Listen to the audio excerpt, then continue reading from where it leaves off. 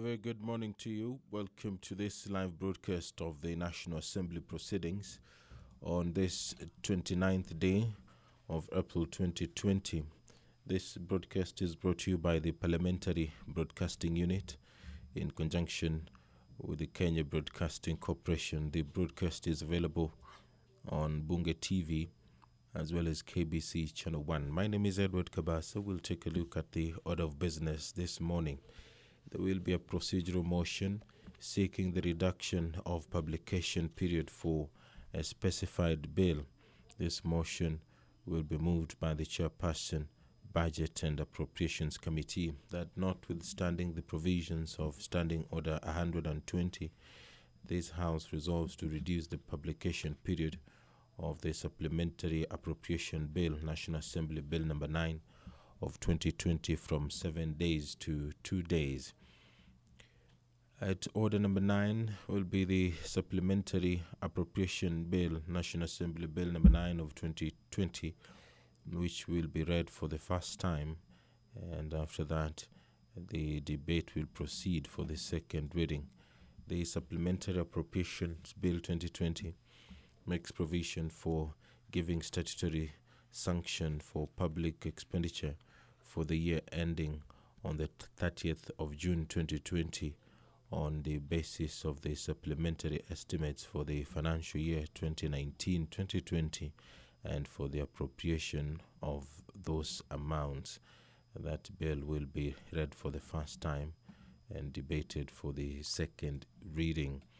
And the Small Claims Court Amendment Bill, National Assembly Bill Number 4 of 2020 is also in the order of business this morning, and this bill will be debated for the second reading.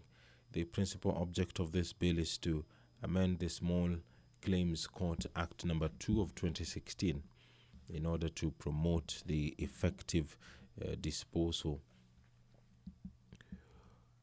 and management of small claims which affect the small and medium enterprises. The bill also seeks to align the Small Claims Court Act with Articles 48 and 50 of the Constitution to access to justice and legal representation.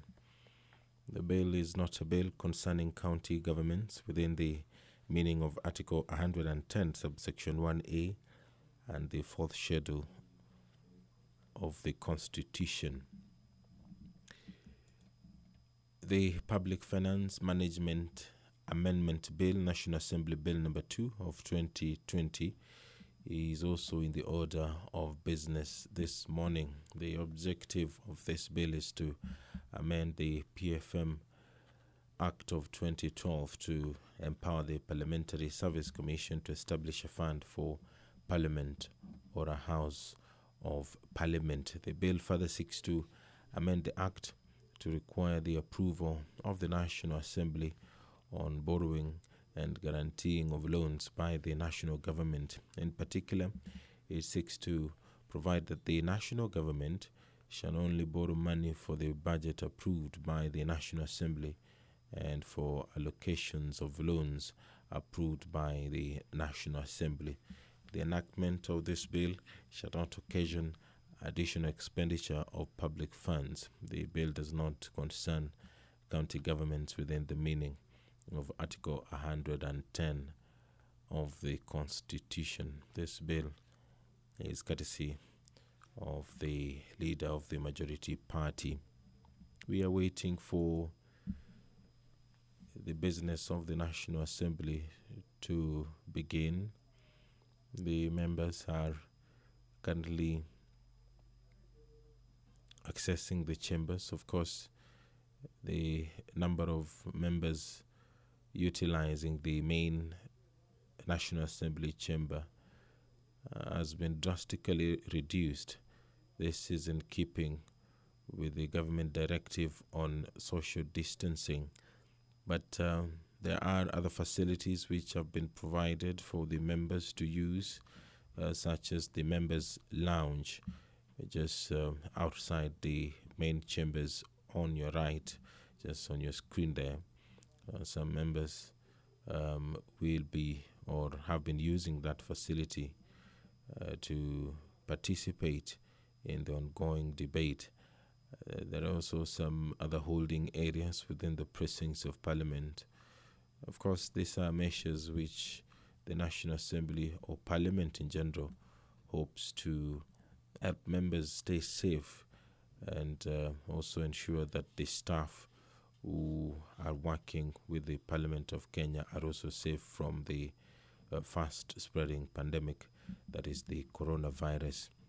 The National Assembly, when it sat last week at exactly noon, it did take a minute to appreciate those who are in the front line fighting the coronavirus, and that minute was spent clapping in appreciation of Kenya's healthcare workers who are spending day and night ensuring that those who have contracted this virus are treated, and also they are ensuring that those who have not contracted the virus are also kept safe through issuing guidelines and just encouragement to ensure that every Kenyan is free of this virus, which has continued to infect so many people and claim so many lives across the globe. We do expect that particular appreciation to take place today at noon, and it is an exercise that is being carried out countrywide. The National Assembly is not exempt. The business of the National Assembly is about to begin, and now I will hand you over for this live proceedings. The House will be, among others, debating the supplementary appropriations bill. The Deputy Speaker of the National Assembly, Honorable Moses Cheboy, is in the chambers. My name is Edward Kabasa. Good morning.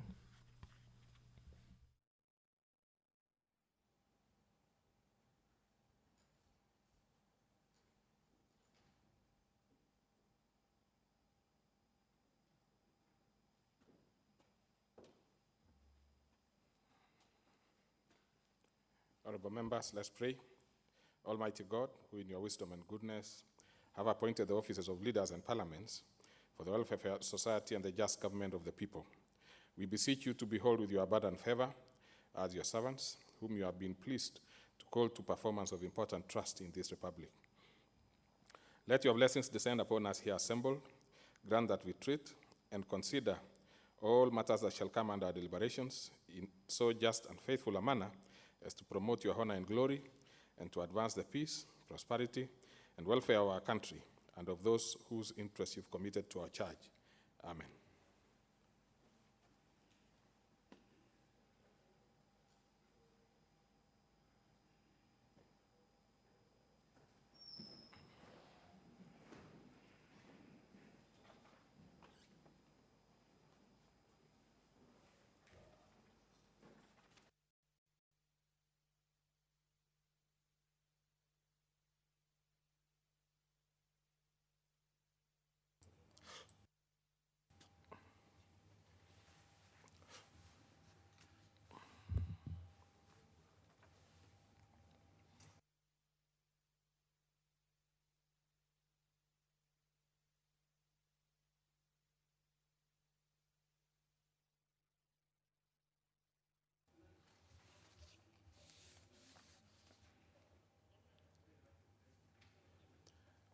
Other members, having confirmed that the members in the chamber and other holding areas we have the required quorum, and therefore business will begin.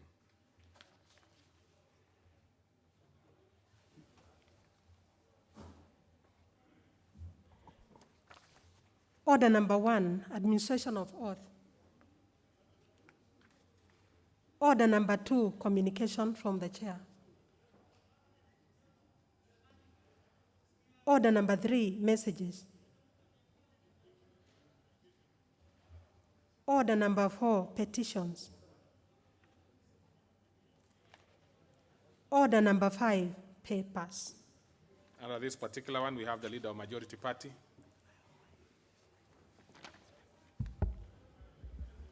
Honorable Speaker, I beg to lay the following papers on the table of the House today, Wednesday, April 29, 2020, in the morning sitting. The first one is the annual performance report for the financial year 2018-2019 from the Ministry of Public Service, Youth and Gender, pursuant to Article 153, subsection 4A and B of the Constitution, to be referred to the Committee on Administration and National Security. Number 2 is the public health, COVID-19 restrictions of movement of persons and related measures, variations rules 2020, LN 56/2020, and its explanatory memorandum. And the last one is the public health, in bracket COVID-19 restrictions of movements of persons and related measures, variations rule number 2 of 2020, LN 58/2020, and its explanatory memorandum. Thank you, Mr. Speaker. Very well. Next is the Chairperson, Committee on Finance and the Parliamentary Chairman, the Chairperson, Committee on Finance of the Parliamentary Service Commission. That must be Honorable Kainan. Thank you, Mr. Speaker. Mr. Speaker, I beg to lay the following paper on the table of the House today, Wednesday, 29th April 2020. The estimates of the current and development expenditure of the Parliamentary Service Commission for the financial year ending 30th June 2021 and projections for 2021, 2022 to 2023. Thank you, Mr. Speaker. Very well. Next is the Chairperson, Select Committee on National Government Constituency Development Fund. Honorable Maore.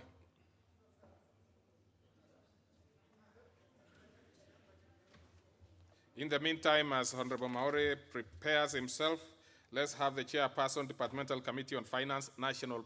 Oh, you are ready? Yes. Proceed, the member.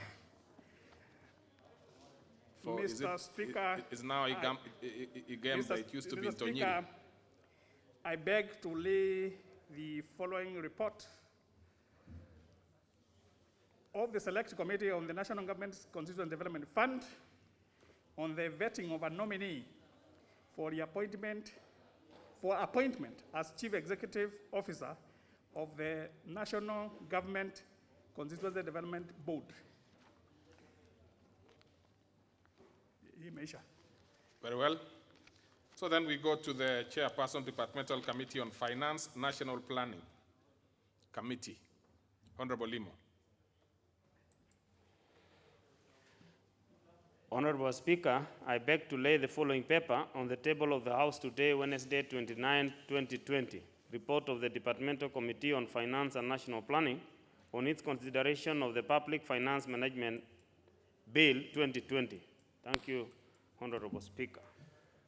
Very well. The next is the Chairperson, Departmental Committee on Justice and Legal Affairs. Honorable Cheptumo.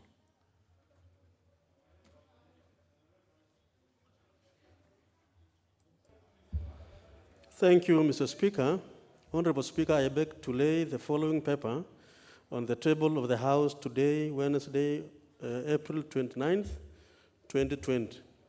Report of the Departmental Committee on Justice and Legal Affairs on its consideration of the Small Claims Court Amendment Bill, National Assembly Bill number 4 of 2020. Thank you, Mr. Speaker. Very well. So we'll go to the next order.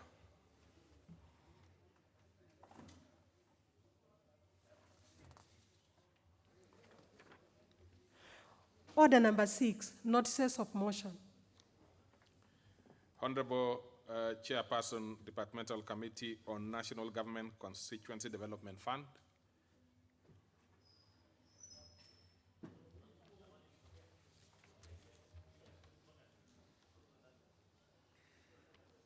Honorable Speaker, I beg to give notice of the following motion that taking into consideration the findings of the Select Committee on the National Government Constituency Development Fund in its report on the vetting of a nominee for appointment as the Chief Executive Officer of the National Government Constituency Development Fund Board, laid on the table of this House on Wednesday the 29th, the year 2020, and pursuant to Section 21 of the National Government Constituency Development Fund Act 2015 and Section 3 and 8 of the Public Appointments Parliamentary Approval Act 2011, this House approves the appointment of Mr. Yusuf Mbuno as the Chief Executive Officer of the National Government Constituency Development Fund Board.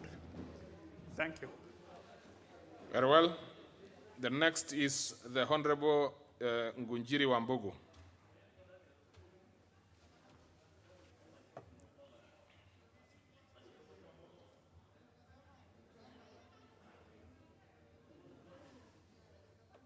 Seems to be absent. Or he was in a different area. Honorable Wambugu, you have the floor.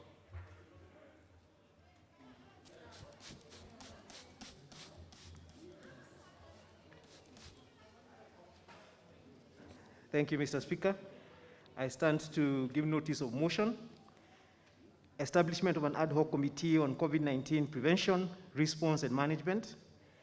That aware that the coronavirus pandemic, COVID-19, was declared by the World Health Organization to be a public health emergency of international concern, deeply concerned on the serious threat posed to the health and socio-economic lives of Kenyans by the continued spread of the pandemic, appreciating that both the national and county governments have put in place some targeted interventions to respond and manage the COVID-19 pandemic through, among others, enhanced medical and public health actions, mitigating socio-economic shocks arising from the impact of the pandemic, creation of a national emergency response fund to foster the national response to the pandemic, and formation of a national emergency response committee on coronavirus, which is tasked with, among other things, to coordinate Kenya's preparedness, prevention, and response to the threat of COVID-19 and develop mitigation strategies with regard to the disease, cognizant that some of the policy measures and targeted interventions put in place by the government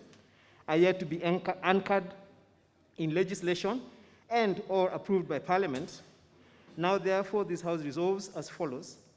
1, to acknowledge and appreciate individuals and corporate entities, development partners, multinational institutions for local and international technical, financial, and human assistance efforts and support in response to the pandemic. 2, to establish an ad hoc committee to be known as the Select Committee on the Coronavirus, COVID-19 Prevention, Response, and Management, whose mandate will be as follows. A, develop necessary legislative measures on COVID-19 prevention, response, and management through which the government would anchor the mechanisms to prevent, combat, and respond to the pandemic and to any other pandemics in the future, including but not limited to ensuring enhanced medical and public health actions and facilities, strategies for cushioning the country from the effects of such pandemic on the social support system, economic stimulus for the micro, small, and medium enterprises, and national public order measures for the maintenance of specific and competent functions during and after such pandemic. B, coordinate closely with the National Emergency Response Committee on COVID-19, which is tasked with, among other things, coordinating the country's preparedness, prevention, and response in the actions and measures taken to ensure that the committee delivers on its mandate more effectively. C, consider funding needs and requirements on COVID-19 prevention, combat, response, and management. D, report and make recommendations on the item under paragraphs A and C and any other related matters within 30 days, and make weekly progress reports on item B to the House until the end of the pandemic. 2, that the membership of the committee will be as follows. Honorable M.D. Gonjiri Wambogo, MP, Honorable Dr. Amos Kimunya, MP, Honorable Dr. Makali Mulu, MP, Honorable Yusuf Hassan, MP, Honorable Alice Wahome, MP, Honorable Florence Putua, MP, Honorable Peris Tobiko, MP, Honorable Peter Kaluma MP, Honorable Mishi Hamisi MP, Honorable Beatrice Nyaga MP, Honorable Janet Ongera MP, Honorable Dr.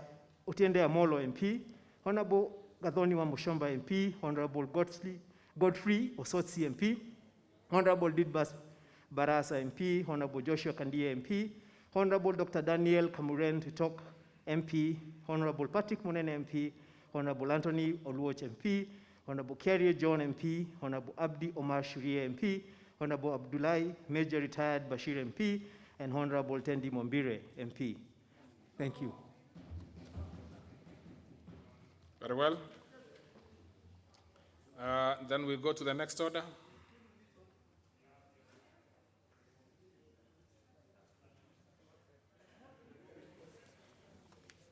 Order number 7, questions and statements.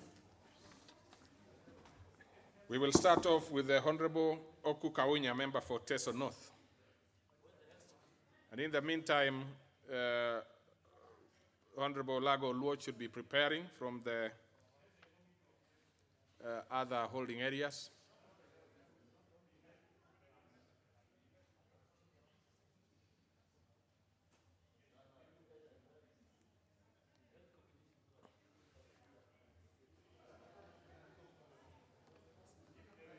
The members who are in different other parts of the chamber should always prepare in good time so that we do not waste time in terms of the movement. So, Honorable Kaunya, you have the floor.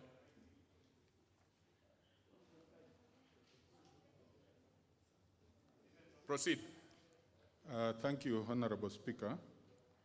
Honorable Speaker, pursuant to Standing Order number 44, 2C, I wish to request for a statement from the Chairperson, Departmental Committee on Health, regarding the measures undertaken by the government in Malaba border on the management of the spread of coronavirus disease. Honorable Speaker, statistics indicate, Honorable Speaker, while appreciating the measures so far the Ministry of Health has taken to contain and bring to an end the spread of coronavirus disease COVID-19 pandemic in this country, it is of concern that the spread of the virus has mainly entered the country through the points of entry to this country that require application of stringent control measures. Malaba border is one entry, which is in Teso North constituency. It is a high-risk area since it is the most exposed and unprotected from coronavirus pandemic.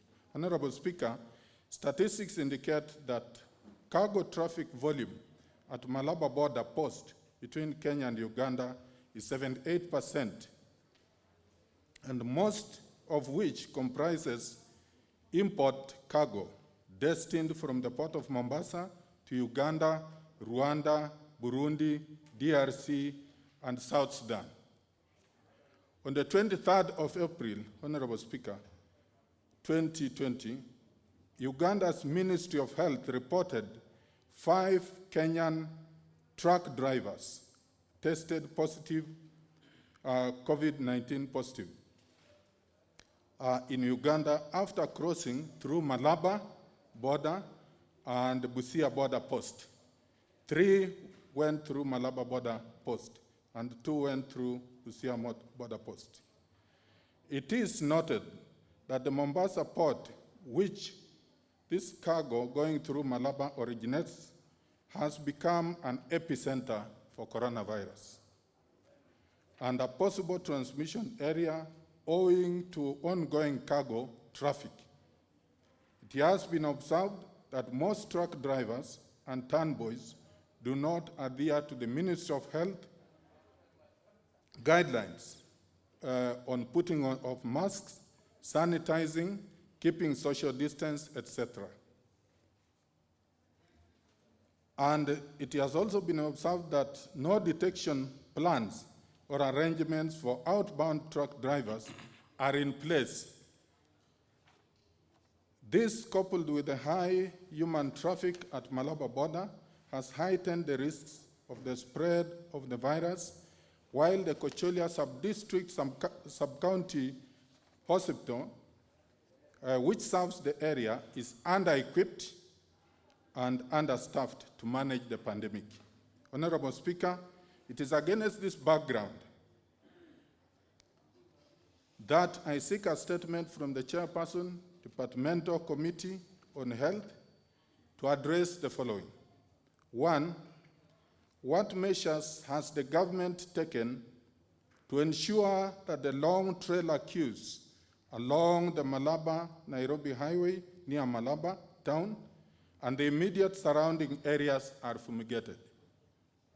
2, what measures are being undertaken by the government to reduce the risks truck drivers and turnboys pose to the people in Malaba town border and the surrounding areas? 3, whether the Ministry of Health has any plans to adequately equip Kocholia Sub-County Hospital with coronavirus testing equipment and staff protective gears.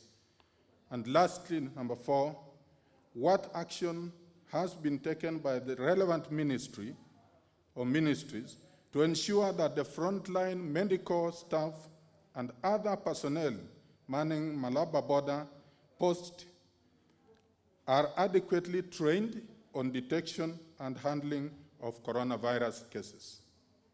I thank you, Honorable Speaker.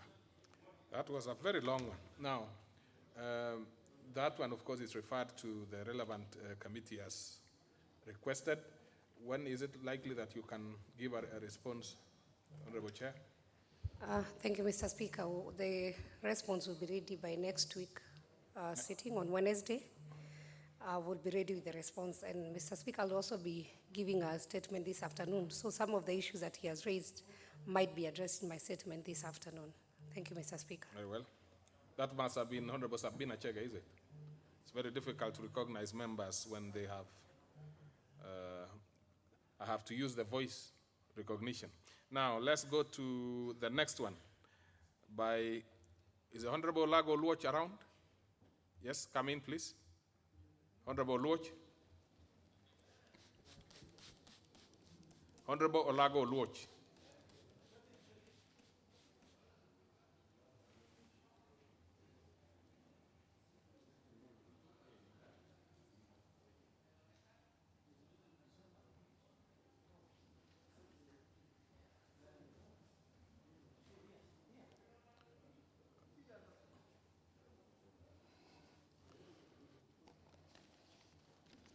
Yes, proceed, Honorable Luoch. Sorry, Aluoch. Thank you, Mr. Speaker. It is Aluoch. Mr. Speaker, I rise to seek a statement regarding the failure of the Cabinet Secretary for Information and Communication Technology to gazette the Media Complaints Commission under Section 27 of the Media Council Act. Mr. Speaker, pursuant to Standing Order number 44, sub 2, sub C, I wish to request for a statement from the Chairperson of the Departmental Committee on Communication, Information and Innovation regarding the failure of the Cabinet Secretary of the Ministry of Information and Communication Technology to gazette members of the Media Complaints Commission after the term of the previous commission expired on the 6th of September 2019. Mr. Speaker, Section 6.1, subsection C of the Media Council Act provides that one of the functions of this commission is to facilitate the resolution of disputes between government and the media, public and the media, and intramedia. This function is performed by the Media Complaints Commission, treated under Section 27 of the Act. The term of the previous commission expired on the 6th September 2019, pursuant to which the Cabinet Secretary commenced and completed the process of identifying the membership of the new commission. It is not clear if the Cabinet Secretary sought the advice of the State Corporations Advisory Committee, but he prepared an appropriate Gazette notice for publication. But for reasons only known to him, this Gazette notice was never published, and he has not taken any further steps to facilitate the publication of this notice. The functions of this commission and other commissions under its docket can therefore not be exercised, hence a pile-up of unresolved complaints. Mr. Speaker, the failure of the Cabinet Secretary to gazette the membership of this commission... Order. Honorable Lesonet, please take your seat. You are actually violating the social distancing rule, you know. So members should avoid getting close to each other physically. Proceed. Thank you, Mr. Speaker. Mr. Speaker, the failure of the CS to gazette the membership of the Commission is an illegality and is incompatible with the Act. Honorable Speaker, it is against this background that I seek a statement from the Chairperson to raise the following. One, does the failure of the CS to gazette the membership to this Commission amount to an abrogation of his duties? Two, can the Chairperson carry out an audit of other organs that the CS has failed to gazette under his ministry? And three, what sanctions does the Chairperson intend to take against the CS for his failure to perform his duties? Thank you, Mr. Speaker. Yes, the relevant Chairperson, tell us when you are able to bring a report. Information, Communication and Technology. Honorable Kisang. Is he in the House? Okay, Leader of Majority on his behalf. Next Wednesday afternoon. Next Wednesday, perfect. So we go to Honorable Dr. Chris Wamalu, Member for Kiminini. Thank you, Mr. Speaker. Mr. Speaker, this is a request for a statement regarding the alleged demotion of our top scientist, Dr. Joel Tomia, at the Kenya Medical Research Institute. Honorable Speaker, pursuant to the provisions of Standing Order 42-2C, I wish to request for a statement from the Chairperson of the Departmental Committee of Health regarding the alleged demotion of our top scientist, one Dr. Joel Tomia, at the Kenya Medical Research Institute. Honorable Speaker, Dr. Lutomia has been serving as the Director of the Center for Virus Research, as well as the Chairman of the Rapid Response Unit at KEMRI, which is currently the institution with the largest testing capacity and a top research facility for coronavirus in the country. Dr. Lutomia, with over 40 years of service and one of the top epidemiologists in the institution, was demoted for purportedly failing to submit coronavirus results on time to the ministry before one of the daily briefings.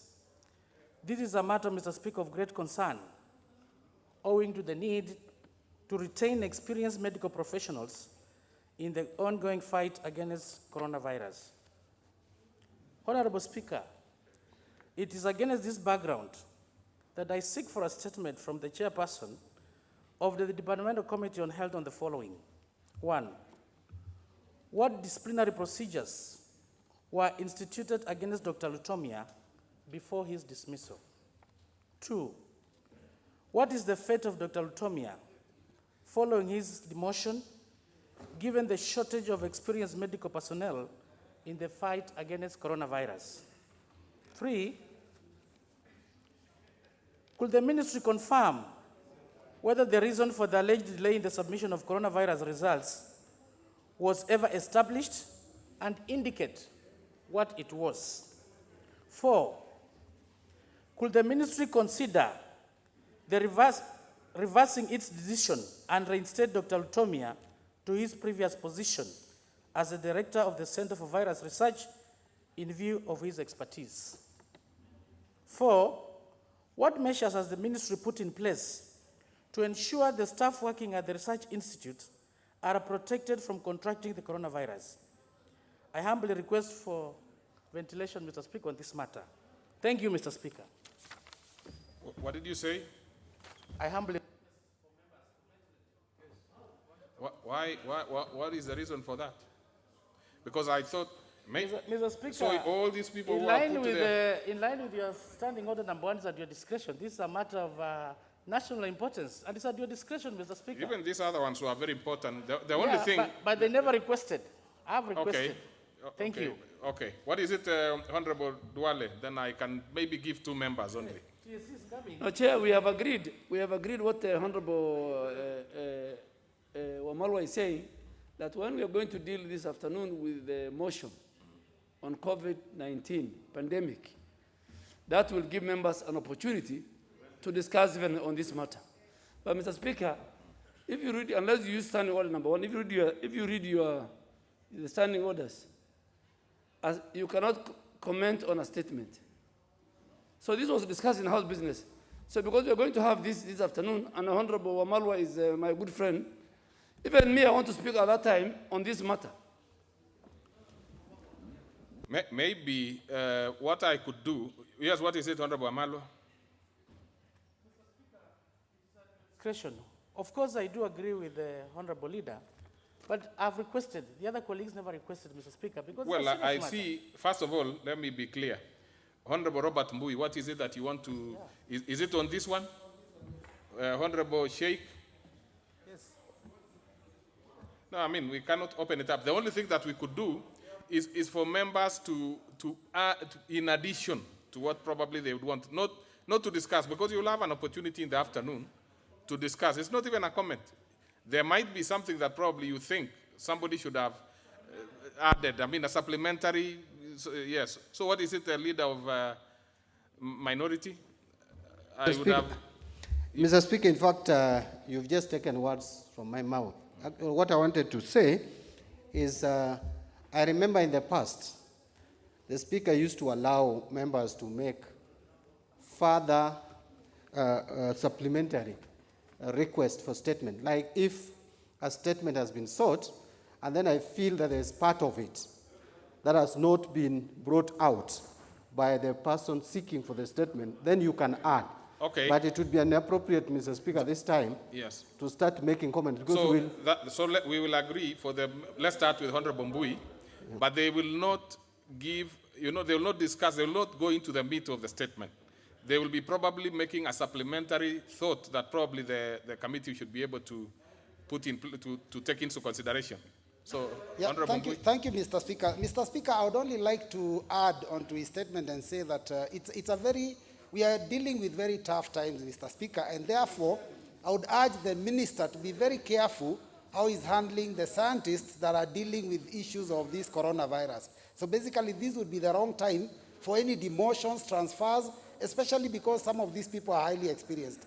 Thank you, Speaker. Honorable Ashiali, though you ended up discussing it rather than making a contribution to Thank you, Honorable Speaker. Let me first of all admit that Dr. Lutomia comes from my constituency, and I wanted to compliment and supplement what Honorable Amalwa has requested in the statement, and request that besides what has been raised, I wanted the chair to also add if KEMRI board was involved, because we know KEMRI is a corporation that is run independently, and this decision of sacking Dr. Lutomia, if the board was involved. And two, if the CS gave Dr. Lutomia, an opportunity to defend himself, because under the rule of natural justice, I think it's fair that someone who has served the government the way Dr. Lutomia has done, you give him an opportunity to defend himself, if that was done. Thank you, Speaker. I can see there is a lot of interest in it, but please, we also have to save time. Let's see, Honorable Bunyasi, in just a few seconds, and the Honorable Sheikh, and it is over. It will indeed just be a few seconds. I think what I would like, if possible, to have added to that statement would be, what was the instrument of the action to demote as over the time the minister spoke? Was it a sort of fly-by statement? Had there been any written communication as over the time that the minister spoke? Okay, Sheikh, member for Mandera North. Thank you, Honorable Speaker. Of course, I wanted to ventilate, but you've given direction. Nevertheless, I also wanted to ask in such a way that when the minister is given is daily briefings. We need, as Kenyans, to be told not only cases, but status of these cases. Are they hospitalized? What is the status? Because we only hear about Yours number is of cases. completely off, Honorable Member for Mandera North, because this is on a specific individual, but you are talking about the issue of COVID, which will be, you'll have an opportunity in the afternoon. Honorable Speaker, you know, the reason for that demotion is about delay of results. Okay. Certainly, Makes sense. it adds up. I agree with you. So, the chairperson, what do you have to say?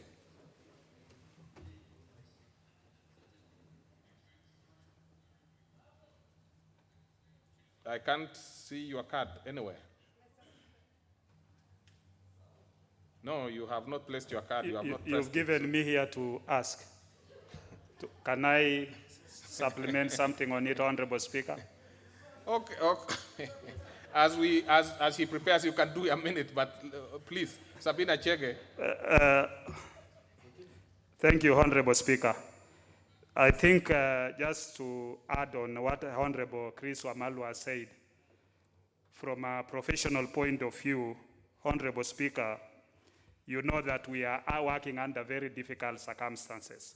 So I would want it to, from the CS, when the chair gets the answers, to be able to give an explanation as to whether Dr. Lutomia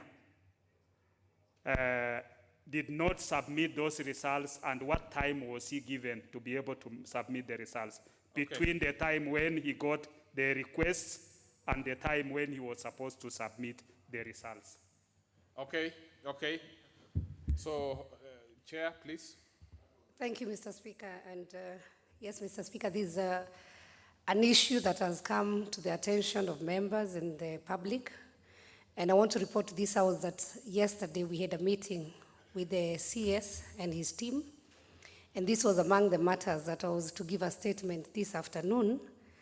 Though there are some supplementary questions that have come, might be what we didn't ask. I will quickly ask the ministry to add to what they submitted yesterday, and I hope it's going to be satisfactory. But just to just tell members, because some of the things that we pick.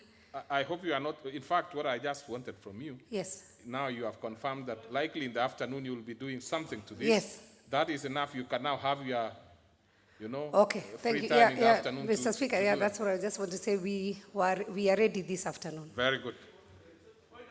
Yes, what is it, Honorable Leader of Majority?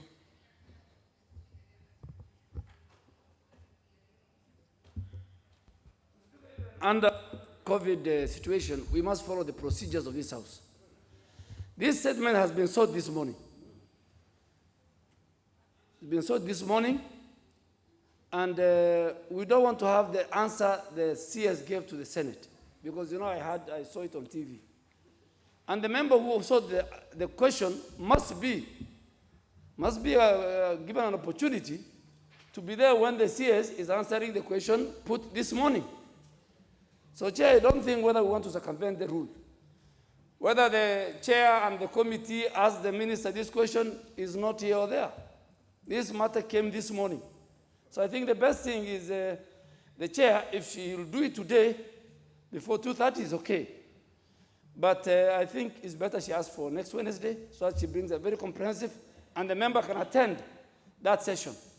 I think what would happen is if the Chair is sufficiently prepared, and I saw the person who sought the statement, the Honorable Member for Kiminini, he seemed satisfied with it. So I think we could give it a shot, see how the matter evolves in the afternoon.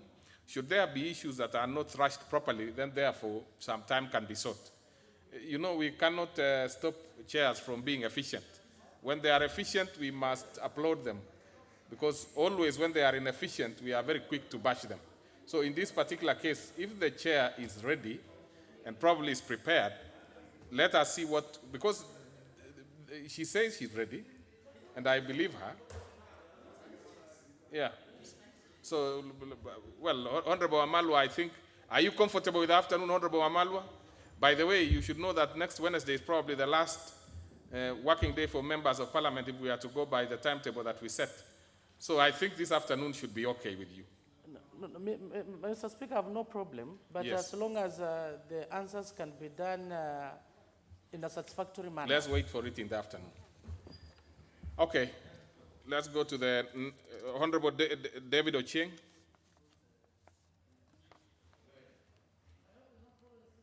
This is also another issue on almost the same thing. Let's see. No.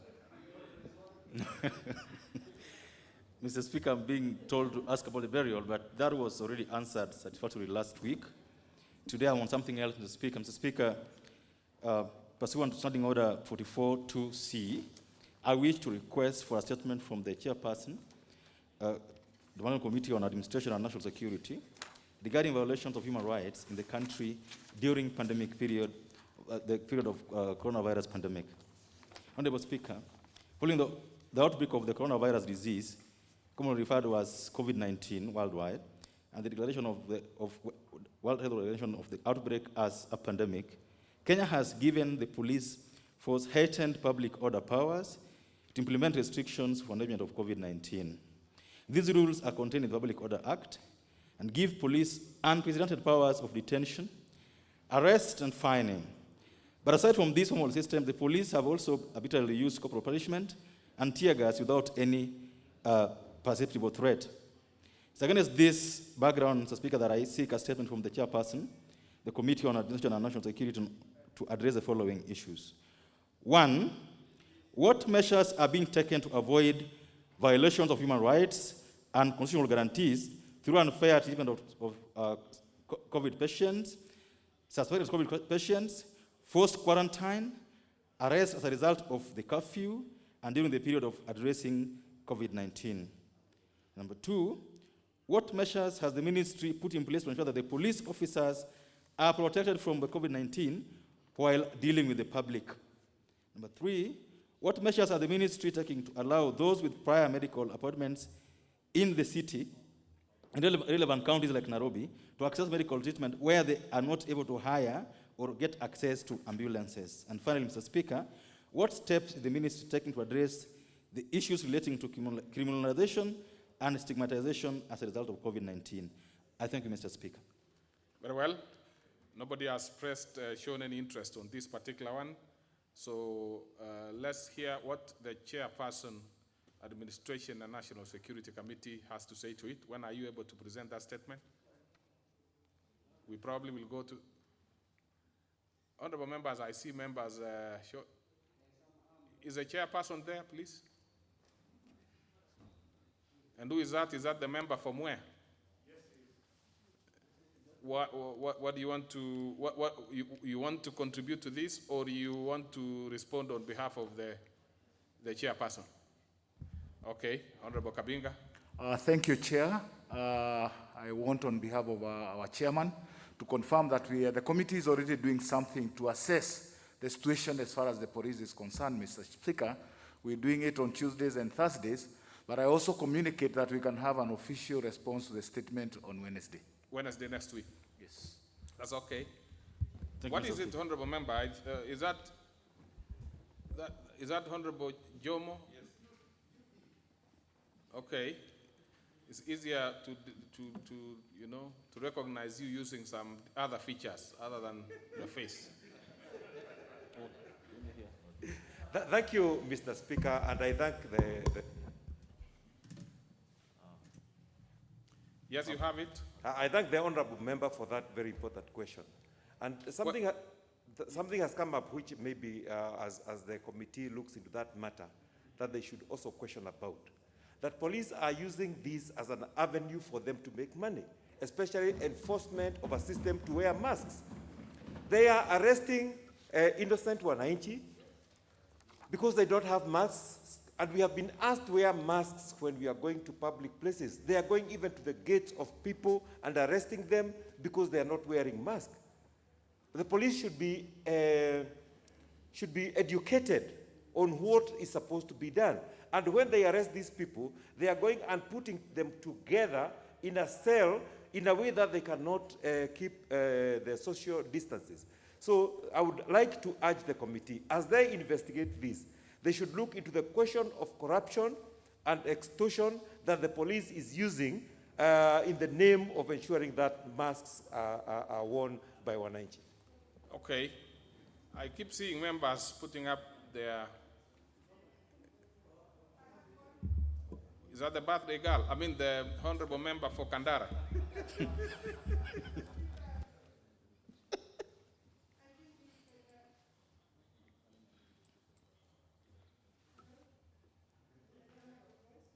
Yes, you have it.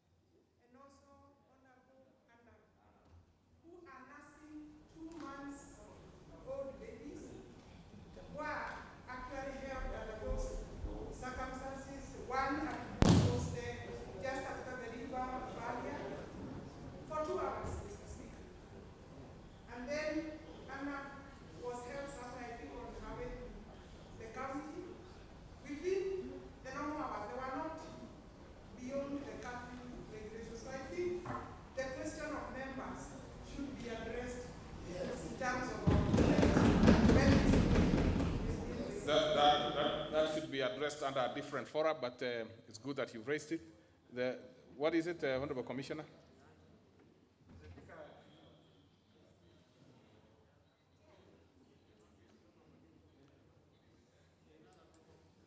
Mr. Speaker, I know it's not the right forum, but I just want to join the Honorable Alex Wahome. Mr. Speaker, members of parliament play a critical role in the governance of the Republic of Kenya. Mr. Speaker, it was wrong for anybody to have excluded the members of parliament from the list of essential service providers, and that is why members of parliament are suffering.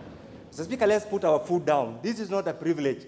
Let members of parliament be classified and included as essential service providers, just like in all other developed and civilized countries, Mr. Speaker. That is the only way we will avoid a scenario where the likes of Honorable Anap and Honorable Waruguru can be stopped on the road and be subjected to all sorts. I think this is the high time, through you, Mr. Speaker, and the substantive Speaker, that we address this issue as a matter of national importance so that members of parliament are included in the list of the essential service providers. Thank you, Mr. Speaker. That one is noted. I seem to have now, I think, who is that? Honorable Kuria? Mr. Speaker, I want to add my voice into this from a very personal level. This morning, I called the county commissioner from Murang'a. Because yesterday, my own wife was subjected to humiliation at the same checkpoint where Honorable Waruguru was humiliated. She actually had to turn back, and she was going to my residence, which is just past the checkpoint. Did you say to your residence? Yes, and she had a pass. Or to her home? She had a pass, Mr. Speaker, and the point is that the GSU who are manning told my wife that kwanza nyinyi watu hawaheshimiwa ndio sisi hatutaki kuwaona. Mr. Speaker, I am not just a member of parliament, I'm a presidential candidate, and this is a future, this is a future first lady. I think we can only assist you in as far as you are a member of parliament. But in your other capacity as a presidential candidate, you probably need to negotiate with the IBC. No, Mr. Speaker, I'm just wondering if they would treat a potential first lady in this way. What about mere mortals like a member for Kandara? Okay, you are hard. You are hard. Honorable members, I think we are taking too much time on this. Is it Bayaya there? Mr. Speaker, to add to what the statement was sought, that the committee needs to look at also the aspect of what defines a home. You know, in the rural settings, the police are going into homes. You know, the rural homes is only a place where you sleep. The rest of the work that you do outside.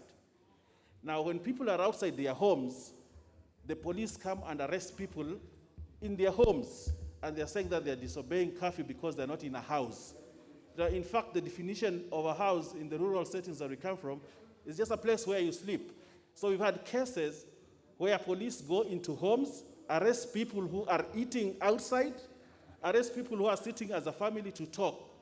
So I think the police need to know when people are in the streets and when they are at home, because they are harassing and arresting old men and women and taking them, bundling them in one room for a whole night, notwithstanding whether the people have masks inside the cell or whether they are infected or not, and release them after 2-3 days. Yours is a bit complicated, Honorable Baya, yeah.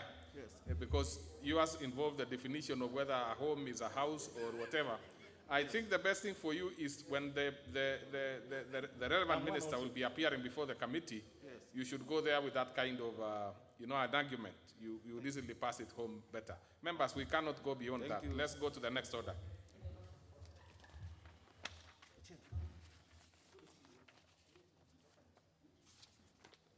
Next order. Order number 8, procedural motion, reduction of publication period for a specified bill. Is that the chairperson? What is your point of order, Honorable Pukose? Thank you, Honorable Speaker. I'm standing here on a point of order, Mr. Speaker. Currently, as we face the challenges of the COVID-19, there is a bill that is pending before the Committee of Health on Kenya Food and Drugs Authority. Honorable Speaker, in the US or European Union, it is the FDA that looks into issues of authorization in terms of the new protocols, in terms of treatment, and even when we come to the use of the vaccines. In the recent media, you've heard of UK, Oxford University, stating very clearly that there is an intention to even bring in the vaccination, trial vaccines for the COVID-19. This bill, Honorable Speaker, on Kenya Food and Drugs Authority... I want you to raise the issue so that we can refer to the chair. But you're already debating, Honorable Bukose, and you know it. This bill, Honorable Speaker, is a bill that will be able to give us some of the framework. So what do you want with the bill? The bill has been hanging so long, Honorable Speaker. And there is no report that has been tabled here. I've approached the House leadership to ask them in terms of how can they be able to prioritize that bill. Nothing has been forthcoming. And Mr. Speaker, our role is legislators. As legislators, if we don't legislate on issues that are affecting this country, then we'll be failing our duties. I think you have put your point. Now, is that the position the chair held, and what are you likely to do with it? We keep having a problem because we don't seem to have a card. Thank you, Mr. Speaker, and I would actually ask the people managing these things to look at my report because it's not working. But Mr. Speaker, yes, we have had that bill for some time. We have had discussion with the honorable member. It's a very important bill. We had discussion with the stakeholders. It had a lot of interest, and it was suspended for 3 months to allow the honorable member and the ministry to agree on a few things that had been raised by the stakeholders. Unfortunately, the COVID came, and we have not managed to meet. I will fast track it, Mr. Speaker, to make sure that we are back on track. Okay. Thank you. Okay, so let's have, is it the chairperson, Budget and Appropriation Committee moving this bill? Moving this, I thought that should be the leader of majority. The order number 8, the reduction of publication period for a specified bill. Is it the leader of majority or Honorable Ishungwa, who seems to be very busy? Honorable Ishungwa, don't get confused at all. Please just proceed and move this particular thing, this bill. Please, I understand the situation you are in.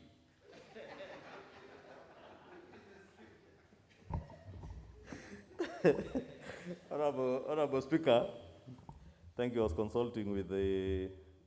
No, you don't have to mention names now. Just proceed. I know you are consulting. Proceed. Honorable Speaker, I beg to move the procedural motion that notwithstanding the provisions of Standing Order 120, this House resolves to reduce the publication period of the Supplementary Appropriation Bill, National Assembly Bill number 9 of 2020, from 7 days to 2 days. Honorable Speaker, as members are aware, this bill was published at the end of last week, following adoption of the report by the House last week on Wednesday.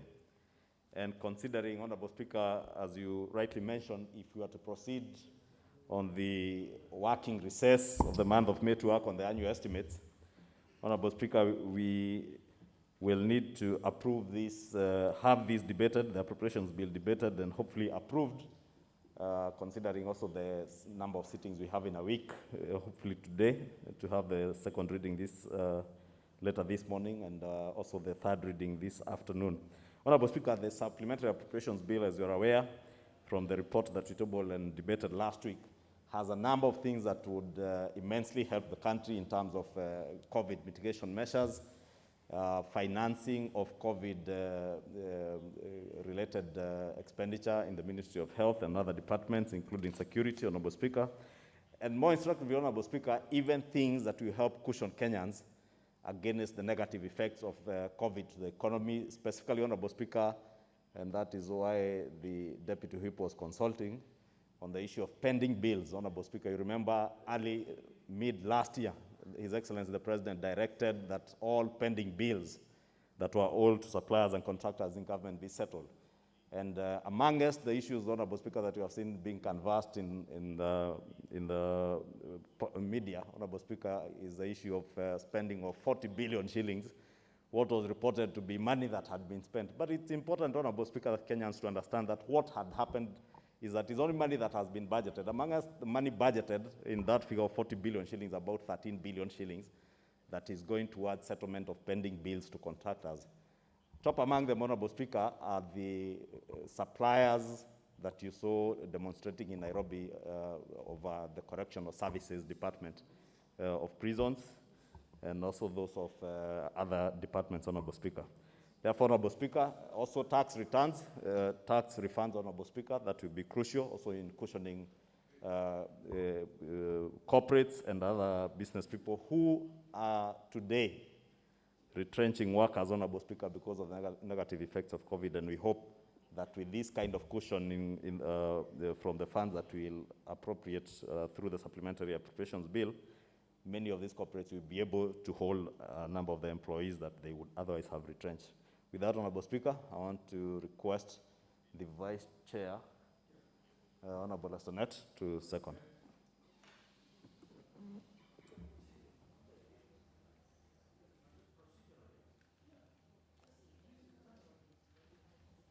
I can't get your card, Honorable Lesonet.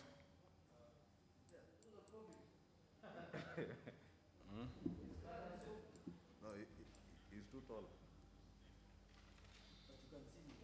I can see you, never mind other circumstances that make me not see you properly. Yes, let's see you now. Yes, thank you, Mr. Speaker. Mr. Speaker, I stand to second this very, very important motion, Mr. Speaker, in terms of reducing the publication period of this Supplementary Appropriation Bill, Bill number 9 of 2020, Mr. Speaker. Mr. Speaker. Order. Who is this lady? Mr. Speaker. With a windscreen. Take your seat, please. Mr. Speaker, between now and end of the financial year is basically 2 months. That is May and June, Mr. Speaker. And this money, Mr. Speaker, needs to be spent, especially, Mr. Speaker, in dealing with the issue of COVID-19, Mr. Speaker. Mr. Speaker, you are well aware of the demand for PPEs, personal protective equipment by our medics. Mr. Speaker, you are aware of the needs of N95 in our medical facilities. They need them now. Mr. Speaker, even the groups which are vulnerable, whether in Kibra, Mr. Speaker, they need, Mr. Speaker, to promptly access this money from now, Mr. Speaker. Okay. And that is the reason, Mr. Speaker, that we are calling this House to support the shortening of this publication period, Mr. Speaker. Okay. And Mr. Speaker, in the spirit of shortening, You, I also want to you end my see, debate Honorable there Let's because we want to you are making a request for shortening and you are elongating yes, it yourself. yes, that is why, Mr. Speaker, I This is want to something end. that can be resolved quickly. Yes. I don't see any so, issue. so that we resolve that issue quickly, Mr. Speaker, I support. Yeah, Thank you, that's Mr. better. Speaker. I second. So, honorable members, did you support or you seconded? You are seconding. So, I propose a question which is that notwithstanding the provisions of Standing Order 120, this House resolves to reduce the publication period of the Supplementary Appropriation Bill, National Assembly Bill number 9 of 2020, from 7 to 2 days. I hear you, Honorable Pukose. I put the question, which is that notwithstanding provisions of Standing Order 120, this House resolves to reduce the publication period of the Supplementary Appropriation Bill, National Assembly Bill number 9 of 2020, from 7 to 2 days. Will as many as of that opinion say aye? Aye. And as of our contrary opinion say nay? The ayes have it. What is, can we go to the next order? So that, I mean, I do not see what is out of order in putting a question. So let's proceed. Order number 9, the Supplementary Appropriation Bill, National Assembly Bill number 9 of 2020, first reading. A bill for an act of Parliament to authorize the issue of certain sums of money out of the Consolidated Fund and the application towards the service of the year ending on the 30th June 2020, and to appropriate those sums for certain public services and purposes. Very well, next order. Order number 10, the Supplementary Appropriation Bill, National Assembly Bill number 9 of 2020, second reading. That is Chairperson Budget. Had you moved it? What is it, Honorable Ashali? Thank you, Honorable Speaker. Honorable Speaker, it's now, it has taken us 1 hour since we started the business of today. And I am aware of your communication of allocating seats to members. 1 hour up to now, some seats are still empty. And yet we are going to a very important business, Honorable Speaker. I was going to request if you could have these seats replaced by some of our colleagues who are sitting in the other chambers. Well, the only small problem is that I keep seeing members coming in and going out, so I'm not very sure whether these particular seats are actually unoccupied or they are coming back. Because I see seat 155, seat 192, seat 197, seat 214, seat 297, seat 300 and 315. Now, we could have a few members coming from other areas. I see there's somebody in 155 already. Have I mentioned that? So a few members, about 3 or 4 members can come in and we can slot them into those particular seats. Okay, so we proceed, Honorable Ishungwa.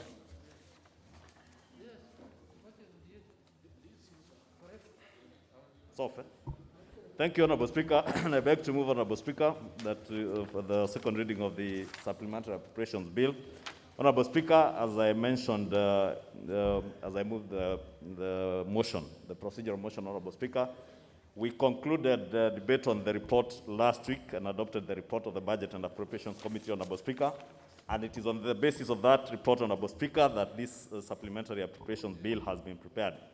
As I had rightly mentioned, Honorable Speaker, this bill will, once approved by the House, Honorable Speaker, and assented to by the President, hopefully by the end of the week, will go a long way in cushioning Kenyans against the negative effects of the COVID pandemic.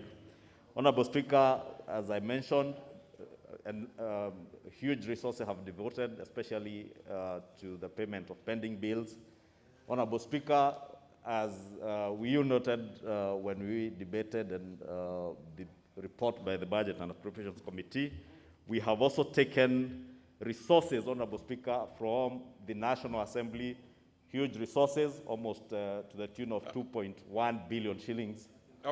Just a minute, Honorable. I can see there is a lot of crowding there. Please organize a way of members coming in without crowding. And even seat number 1, which is ordinarily occupied by the Deputy Speaker, can be allocated to any member of the Speaker's panel. So please organize that so that we can have a member from the Speaker's panel occupying seat number 1. But the rest, please, let's come in a more organized manner, but let's proceed. Thank you, Honorable Speaker. Honorable Speaker was saying, upon assent of this bill, Honorable Speaker, I do pray and hope that the National Treasury will move with speed to ensure that exchequer releases are done in time for us to be able to benefit from what the House has done. Remember, we only have roughly about 2 months to the end of the financial year. We only have the month of May and the month of June for expenditure to be expended for this financial year, Honorable Speaker. But as I mentioned, it will help to cushion Kenyans. And Honorable Speaker, Kenyans are really suffering. You heard from the question by the member for Ugenya, not just issues of abuse of their human rights by the police, Honorable Speaker, although we have devoted resources to ensure that the National Police Service and the DCI and all other security agencies, including the NIS, have adequate resources, Honorable Speaker, to ensure that they enforce the curfew without harassing Kenyans. Therefore, Honorable Speaker, last night I got a phone call from a constituent who was complaining that he had given a bribe of up to 10,000 shillings at a police station to be released because he was arrested for contravening the curfew, Honorable Speaker. I will ask him, Honorable Speaker, one, we have an obligation as Kenyans to stick to the law and stick to the directives given by government. But two, Honorable Speaker, we should not also allow our police service to abuse the privileges and powers they have under the law to harass Kenyans, and anybody being arrested, Honorable Speaker, as members have mentioned earlier, should be subjected to the rule of law and not kangaroo courts that are ongoing everywhere around the country.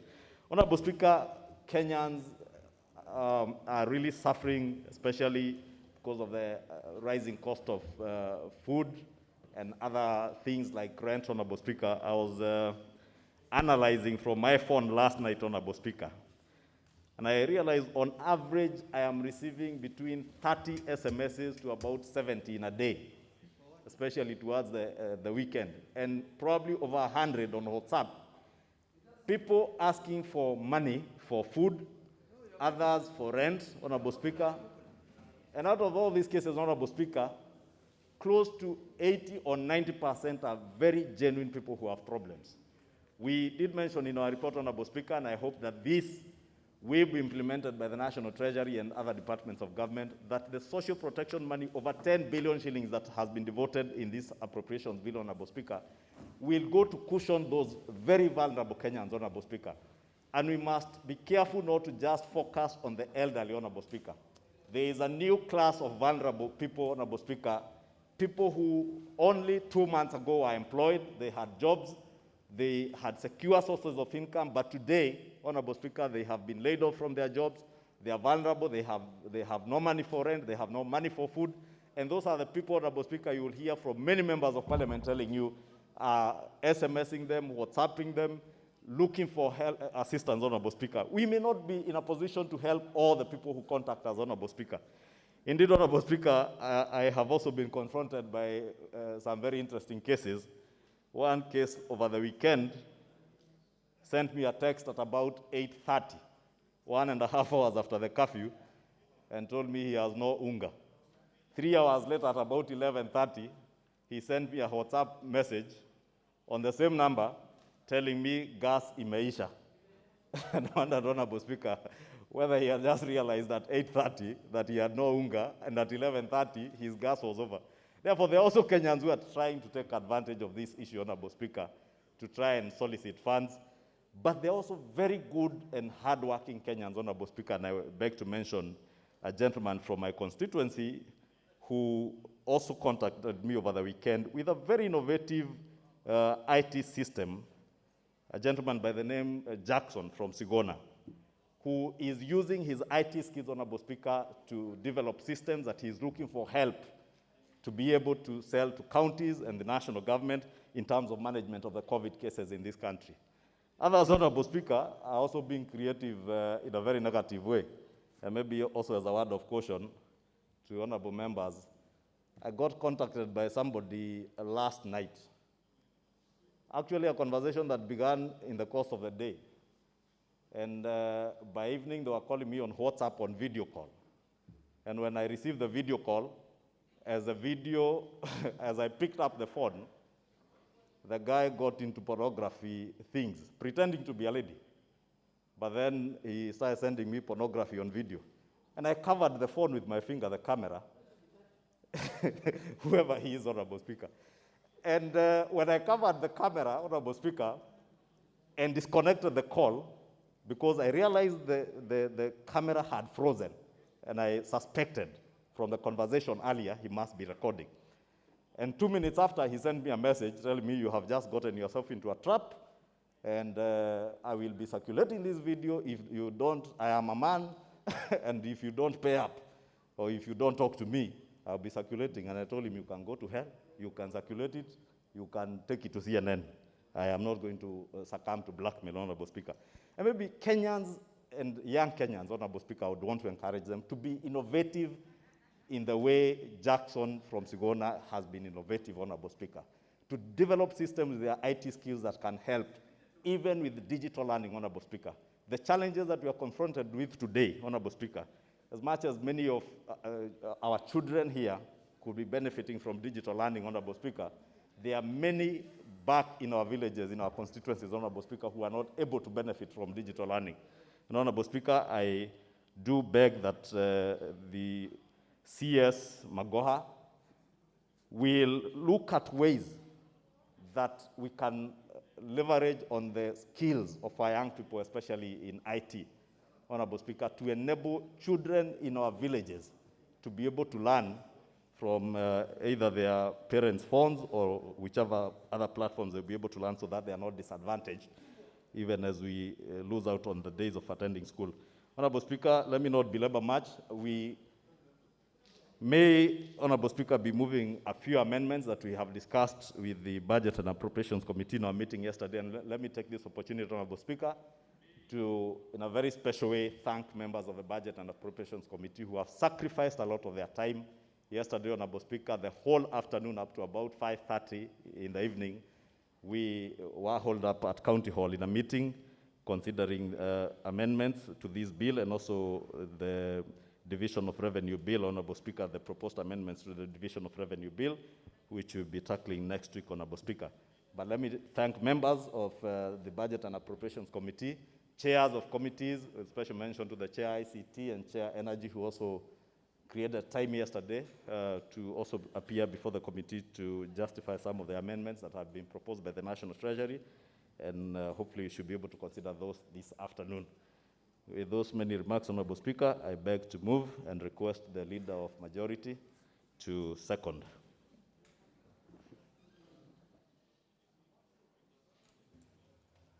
Yes, you have the floor. Thank you, Mr. Speaker. Mr. Speaker, as I second, I was trying to ask myself, the back of my mind, what the chair was moving on a light touch. Was it the appropriation bill or something else? But let me now go to the appropriation bill to second it. And Mr. Speaker, this appropriation bill is prepared based on Article 223 and Section 44 of the PFM Act. And Mr. Speaker, let me make it very, very clear. To first thank the Committee of Budget and Appropriation for doing a good job and making sure that despite the challenges we are facing as a house, they were able to interrogate the various stakeholders and ask the House to approve last week the report of the budget and the supplementary appropriation report. And Speaker, let me also make it very clear, and I'm sure the Chair will agree with me, that this appropriation bill, supplementary appropriation bill, is a reflection of, or is to reflect the resolution of the House on the financial year 2019-2020 supplementary estimate 2, which we passed. So you can't introduce new things. I hope the amendments that will come this afternoon, Chairman, from various committees must be in tandem with the report or the resolution of the House that we have passed. Mr. Speaker, in simple language, what does this appropriation, what does it entail? The amount of money involved in this appropriation bill, which we hope if we finish today, hopefully the President will sign, because he already signed the tax laws amendment bill, now is an act of Parliament. And I'm sure all the benefits that was meant to help Kenyans cushion them from the COVID-19 pandemic already has been translated into following the assent to that law. So this supplementary estimate number 2 is seeking to address the following areas or issues. Any COVID-19 interventions. So the 40 billion people were talking about where, you know, the minister was spending 1 billion a day was just a fallacy. It's this afternoon, and after this is assented into, that the minister will get money to give it to other actors dealing with the COVID-19 intervention. Number 2, the money that we are going to deal with, the amount of money we are going to allocate through this supplementary estimate will be additional funding to cater for salary shortfalls and foreseen and unavoidable expenditures that will come during these emergencies. Thirdly, there is an element of pending bills, about 6 billion will go to pending bills, and more so to the correctional services. That is the Kenya prison. You have seen Kenyans who are demonstrating, and I hope before the end of the financial year, those Kenyans from across our constituencies who supplied the correctional services, their money will be paid. Parliament cannot act in vain. If we have allocated money for pending bill for correctional service and for those verified pending bills, both for correctional service and NYS, they must be paid because the money is here if the House approves this afternoon. Then there is a changes in the development partners funded projects because of the various development partners that fund projects in our country. A realignment was to be done so that based on the situation we are facing. And of course, finally, this bill is dealing with the rationalization of the budget to align it with the revenue shortfall. We are going to face, our GDP will go down, our revenue shortfalls will go down, the economic growth will go down, as you saw it yesterday, the minister saying it. But in a nutshell, to reduce the overall expenditure, 51.7 billion has been reduced. And this is more specifically the development expenditure, which will reduce by about, I think, 83 billion, while the recurrent expenditure will increase by 31 billion. That is essentially in terms of the numbers. So I think it is important that as we approve these resources to various sectors, whether to fighting, whether as an intervention in the COVID pandemic, whether it is for pending bills, whether it is, these monies must be accounted for. And I really want to urge the departmental committee of this House, who oversight these agencies, to make sure that each and every penny that this House approves and assented to by the President is made to use and value for money is found. The Speaker, I think it's a small bill. It's more of based on what we approved in the budget estimates. But I want to caution the Chair of Budget that this afternoon we will be watching you. If you bring anything that was outside what will not reflect what the resolution of the House on the budget supplementary report, then you better, of course, if you explain it well and if you give good justification, the House will agree with you. But traditionally and principally and legally, both the PFM Act and the Constitution, the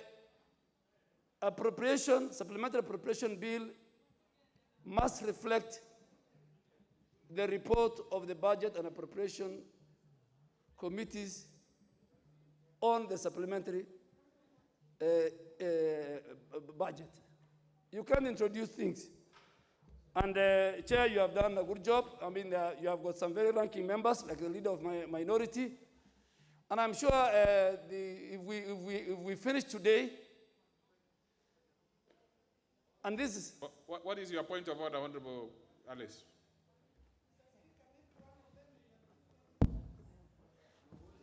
Oh, she wants me to wish her a happy birthday. That's not part of the... Oh. I had given you, but you press it again.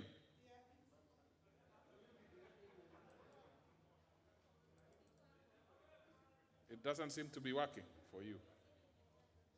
Interestingly, you had spoken through it earlier. What seat number is that?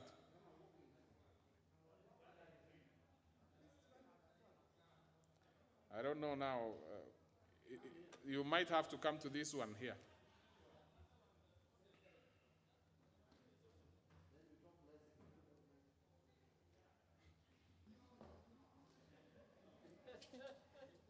And I talk a meter away.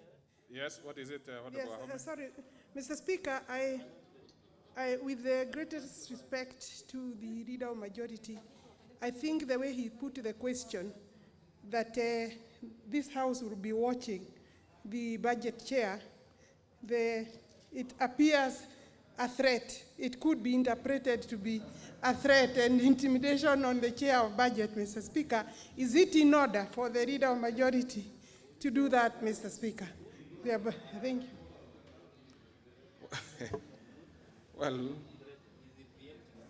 Chair, you know, if you want to support your Tangatanga friend, you can do it outside, not in the chamber. What Honorable Ali is trying to do is, she's trying to support one of our senior Tangatanga members. But what I'm saying, okay, let me withdraw. Let me withdraw the word watching. But I'm saying the law will be watching.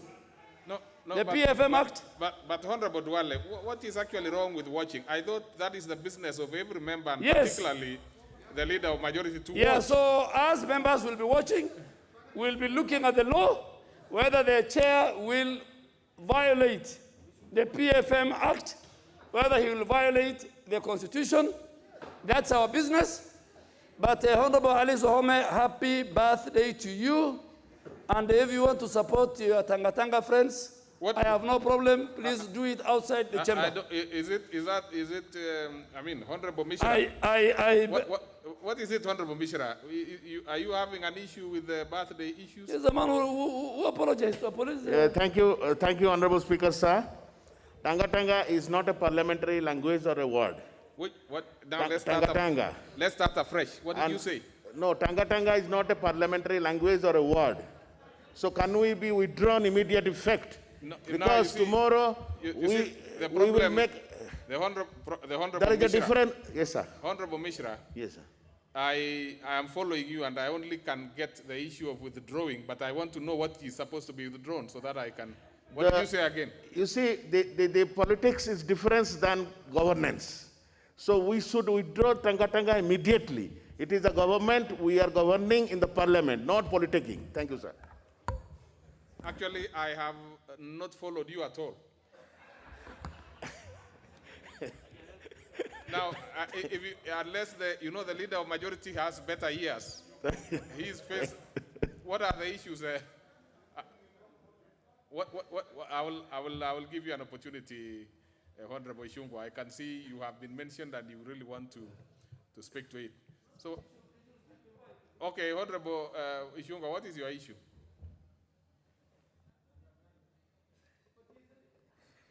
You know, Honorable Speaker, I have no problem with the leader of majority using or mentioning Tangatanga because that is an unbogable movement also of the Hustler Nation.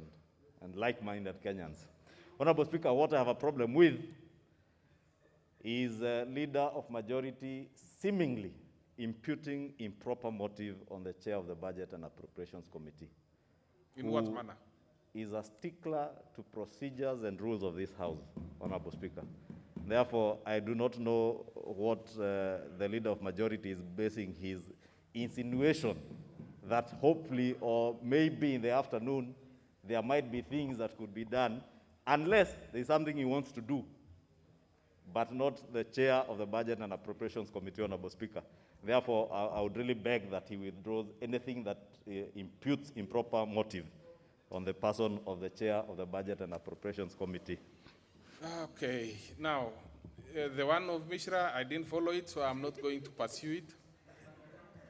Because, you know, the problem with Mishra is the kind of face mask he is using is completely, I think it is sound. I think it's a soundproof one. We cannot. We want members to be using only virus-proof face masks, not soundproof. Because Honorable Mishra, I have really tried 3-4 times to follow what you are saying, and ordinarily, you know, you are very clear. But today, the sound is not coming out, and I realize that your face mask is soundproof. Now, if you really have to wear a soundproof face mask, then you do it and you do not request for an opportunity to speak. Because then we cannot read your mind, we only can hear your voice. So unless the leader of majority can read signs, because I can see some signs from Honorable Mishra, the indomitable member for Keses constituency. And I can see he's standing again. What you want to clarify something? Yes. Speaker, Honorable Speaker, sir, this mask is from Rift Valley. So may not be hard in Nairobi, but it is Rift Valley, very special one. Thank you. Now that is even more, well, Honorable Mishra says it's a local one, but the person who did it most likely did it with voice in mind, not the virus. But anyway, maybe it serves both and it is good. So, leader, what is it? Chair, before a second, you know, even without the mask, it is always difficult to hear what Honorable Mishra is saying. Now with the mask, it has complicated even me. And you know the quality of the mask. Yes, it looks like it is a piece of a carpet.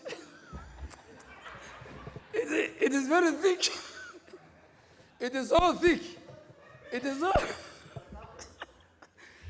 is so thick that nobody can hear what Honorable Mishra is saying. But he's saying that I should withdraw the word tanga-tanga, which I have no problem with. But let me come back to the one of the chair. I'll be the last person to impute improper motive on the chair of budget. And Honorable Bandi will agree with me and the members who are in the 10th Parliament. I have seen more than 4 chairs of budget. Honorable Gindo, Honorable Mbau, Honorable Mutava Musimi. I think he's the 4th one. And he's one of the best, I can confirm. He's one of the best. Outside his competency, I can judge him the way I want. And I have no amendment myself. But what I'm only saying is that the House adopted the Supplementary Appropriation 2 report. This bill is a reflection of that report. So anything outside that report, then the House must be convinced this afternoon. So I'm only cautioning him, because I don't want him to go into headwind. You know, the only problem, and, Mr. Speaker, the only problem I have with you, the majority leader, and the chair budget, is that you found it, you know, in your own wisdom. The chair budget felt that you are the one who is supposed to second. I would have thought you really consulted, that you would even have thrashed any thought that there could be anything in the afternoon that is new, because this is something that the chair budget is proposing and you are seconding, so you must be reading from the same page. But anyway, chair is not, because number one, it's part of the notes that I've prepared just to caution the House, but I think with those many remarks, including, and I think, Chair, next time you need to give people who are wearing heavy masks, specific microphones designed for them so that you can hear.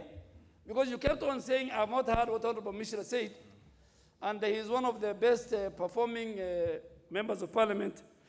So with this, I beg to second. Okay. Other members?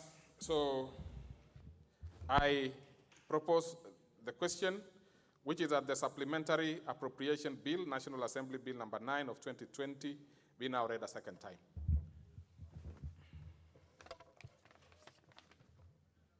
Now, Honorable Okello Adoyo, Leader of Minority, you want to speak to this? Yes, we will start with the Leader of Minority, definitely, and then I will come back to the rest of the membership. That is as per our standing orders and, of course, as per the rules that we made. Thank you, Mr. Speaker. Mr. Speaker, as I support, if you listen to the chair of the Budget and Appropriations Committee, you noticed he didn't have much to say regarding the bill. And this is purely because the bill is a translation of the reports that this House passed. And the exchange between the Leader of Majority and the chair of the budget is just trying to reinforce the provisions of both Article 221 and Article 223 of the Constitution.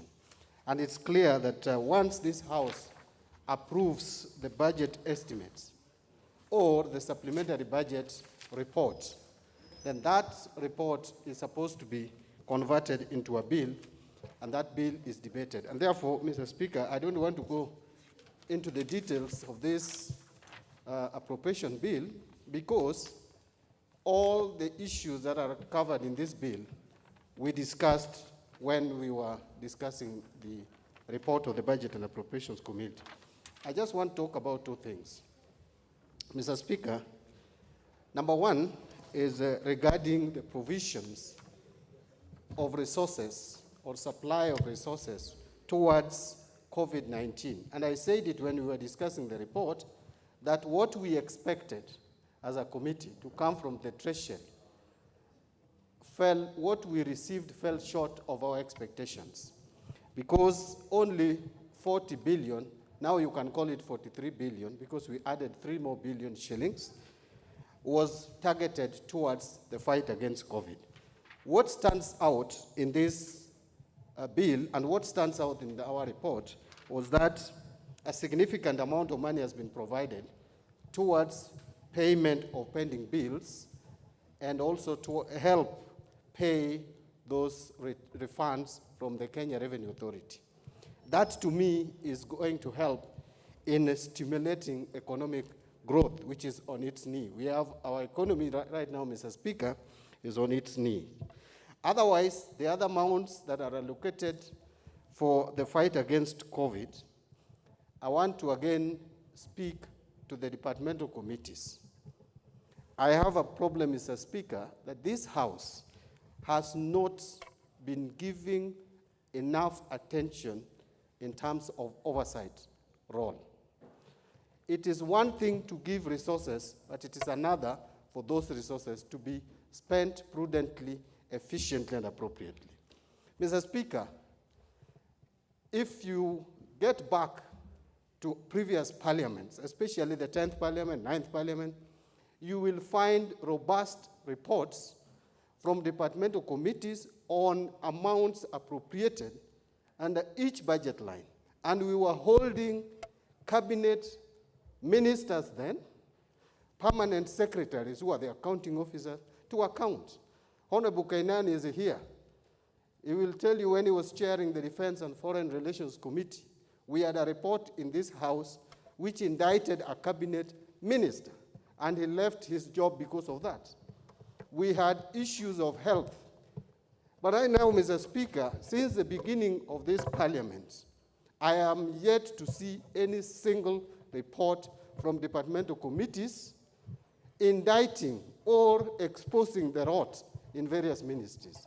Do you want to tell me that, Mr. Speaker, that since the 12th Parliament, that the government has become so efficient that all the thieves have left the government, that now Parliament appropriates funds and it is spent appropriately. So, Mr. Speaker, what I'm trying to say is that let the departmental committees, which have the oversight responsibility, and the Public Accounts Committee take their responsibility more seriously so that this House executes its oversight function. We have just three main functions: that of legislation, representation, and oversight. You can also add appropriation. But, Mr. Speaker, this function of Parliament of oversight, I think we are not up to speed and up to standard as 12th Parliament. And therefore, Honorable Sabina Chege, who is chairing the Health Committee, the challenge is, I'm challenging her that these amounts that we have allocated for the fight against COVID, whether they are resident in NIC, that is National Intelligence Service, quite a bit of money has been put there, and we know the opaqueness of this agency. But again, you know, when we are convinced as a budget committee that this is in the interest of the security of this country, our role is to allocate the money and expect now the committee to oversight that particular amount of money. So, Mr. Speaker, that is what I wanted to speak on this bill, because a lot of almost everything that is in this bill we have discussed in this House. May you allow me, Mr. Speaker, to say that I know that my chair is going to bring some amendments. But the amendments that we are likely to bring will mostly be to reduce the deficit even further.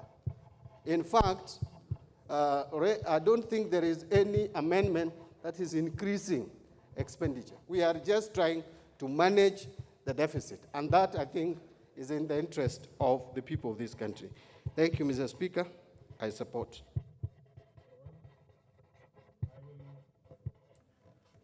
Give Honorable, was it Honorable Odoyo? And then I will go to members who are in other areas. Honorable Odongo. Okay, well, I thank you. Mr. Speaker, firstly, let me thank you for giving me this opportunity, but again, on the same breath, delve into the fears that perhaps our majority leader is harboring.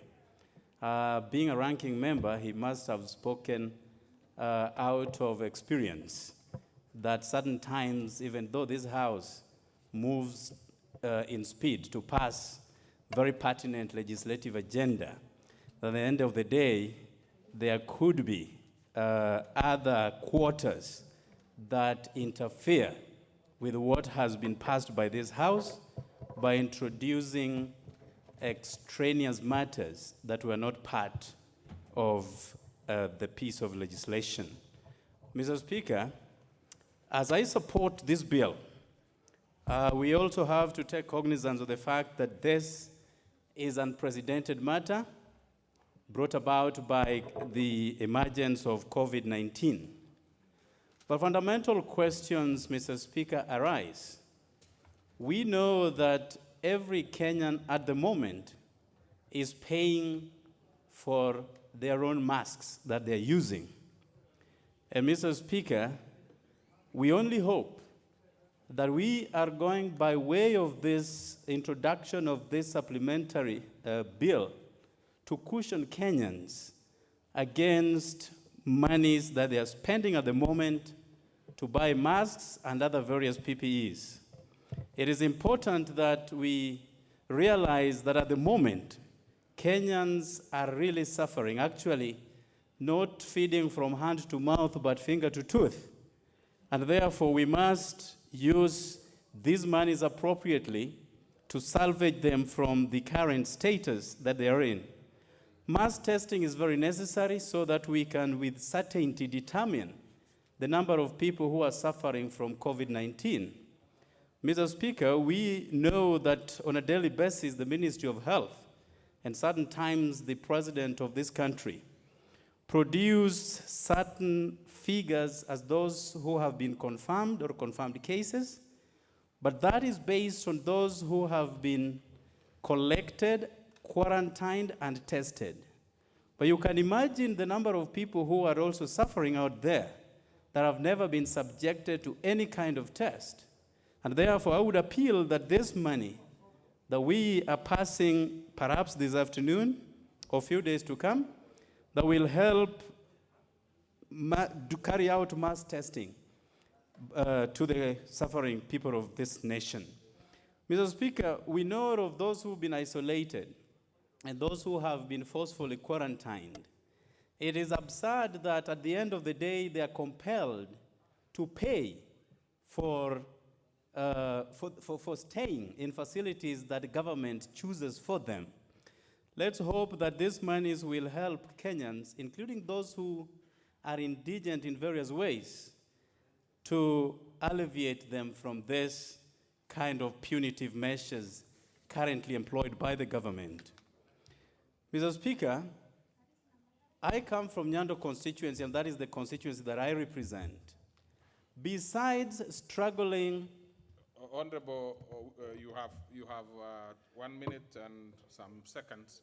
In the meantime, let's have Honorable Gitonga from other holding areas and Honorable Odanga.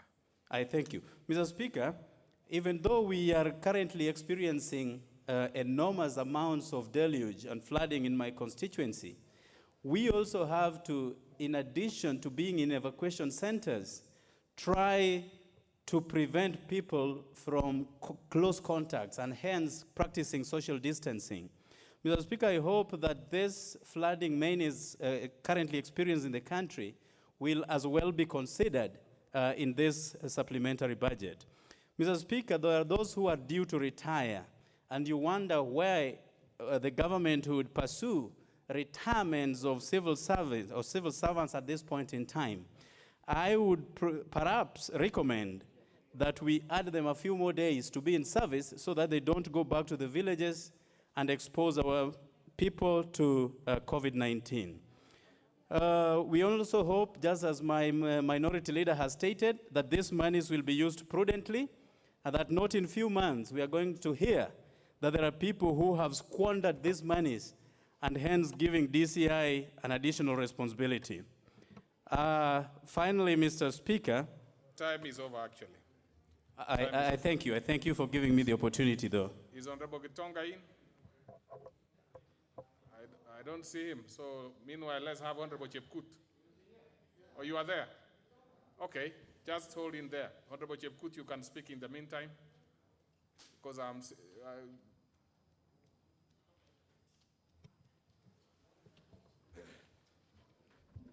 Speaker, I arise to support, but I want to say the following. And I plead to Chairman for Health, Sabina Cheke, and Budget and Appropriation Committee Chairman, Kimani Chungwa. Minority Leader, I salute you. You are indeed committed in providing leadership towards the COVID-19 challenges in this nation. But Budget and Committee had mentioned to you that there is no money put in Moi Referral and Teaching Hospital in Eldoret. We want the highest resolutions machines. And I want again, since I come from Wazinkishu, Moi Referral is in my own constituency. Moi Referral is serving this country. Out of 47 counties in the Republic, we are serving 22 counties. And you locate a lot of money to other Odaya, Kenyatta, but there's no money in Moi Referral. I want you to move with speed and allocate money for Moi Referral, for expansion and high resolution machines and equipments MRI equipment be put in place in Eldoret. I had mentioned to Minister for Health, and I wonder again, sports fund, those are grand money. They have more than 4 billion. We wrote a letter to Permanent Secretary, and I talked to Cabinet Secretary for Treasury, and he told me it is within the jurisdiction of budget and chair for health. I want leader for majority to be very objective and be constructive. I want us to tolerate each other. Let's not quarrel in this house. I subscribe to unity and diversity. Chair, you are a good man. I don't quarrel, I encourage quarrels in this house. I want harmony. Let's not be very cheap. I don't want us to be petty. I want us to be mature and provide dynamic leadership in this nation. Let's support His Excellency as the President, because he's number one, the 5-star general in leading this country. There's time for everything in life. God's favor and God's grace surpasses all human understanding and instruments of power. I'm a happy majority leader, and I talked to Raila himself. He is supporting this country. Ruto is supporting this country. Everybody is supporting this country. I don't subscribe to petty issues. I'm above. I've had experience during my time. So I want more referral, Kimani Chungwa. Move with speed and put a lot of money in more referral, because we support more than half of the counties in this republic. I plead with you, Speaker, that more referral is key. With those few remarks, me personally, I believe in unity and diversity. Let's encourage spirit of working together. God says, what does it benefit a man to own the whole world and loses his own soul? Dreams cannot become a reality through magic. It takes God prayers, it takes sweat, it takes challenges. If you want a lemon, you must squeeze the lemon to get the lemonade. Therefore, I want to say that let's be consistent. Let's encourage commitment, networking, and of course, competence. And I don't want culture. Culture is killing this country. I want us to be disciplined all the time. Otherwise, your time is over. I can see Honorable Chepkut in this era of COVID has been really reading the Bible a lot and also drinking lemonade to add vitamin C. Honorable Gitonga, and then Honorable Gitonga. Honorable Gitonga, please. What seat are you in? You probably might need to come to the dispatch area.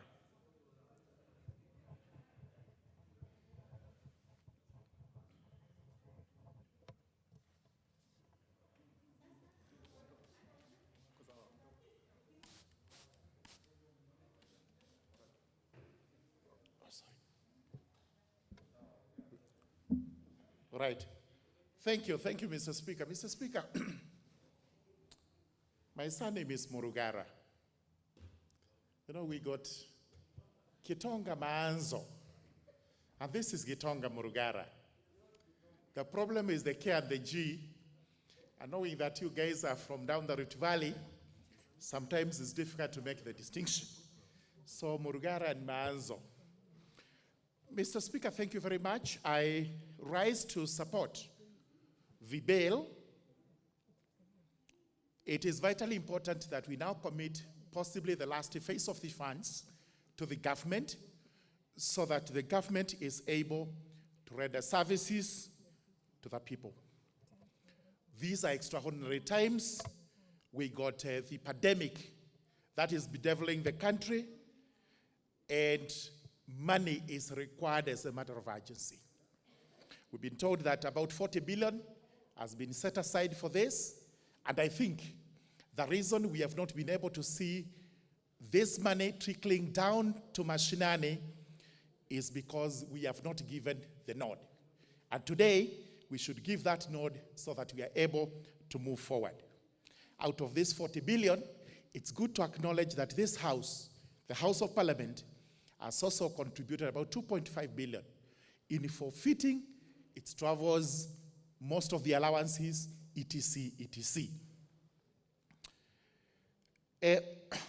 As we fight the pandemic, it is important to remind the government, the executive, that we must at all times work within the parameters of the law. Because we have seen the curfew laws, we have seen the laws that control movement of the public so as to prevent the spread of the COVID disease. Unfortunately, it is important to point out that some of the laws that are being enforced have been made pursuant to old colonial acts, relics of colonial rule, and those regulations actually contravene the Constitution. And we will be bringing this to the attention of the relevant government agencies when we meet them, because we feel in trying to enforce some of these regulations, the rights of the citizens are being contravened. Once we give the government the money, it's important I point out that as I sat over there, waiting for the good eye of the Speaker to catch me, I have received a note from a leader of interns in the country who tells me that since they were recruited, they have not been paid. And I single out the TSC, which has recruited interns. I believe this is the money they are waiting for so that the welfare of these young people can be taken into consideration. They are paid whatever stipends they're supposed to get so that they are also able to live decent lives, especially during these very, very difficult times. Austerity measures, we've been told about them. We have accepted them as a country. We know we have had to reduce taxes so that citizens get some reliefs for their lives. But unfortunately, this House must stand to guard this money which we are giving to the executive, which money eventually will go to the counties. And we know some of these county governments are wont of trying to divert monies meant for projects to other useless ventures.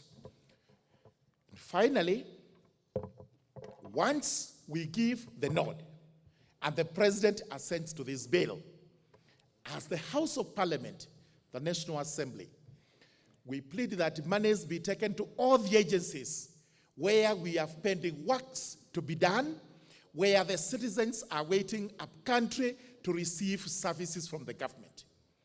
Let me be specific that KERA is waiting for money so that it is able to work on the KERA roads, which are actually supervised by area members of Parliament.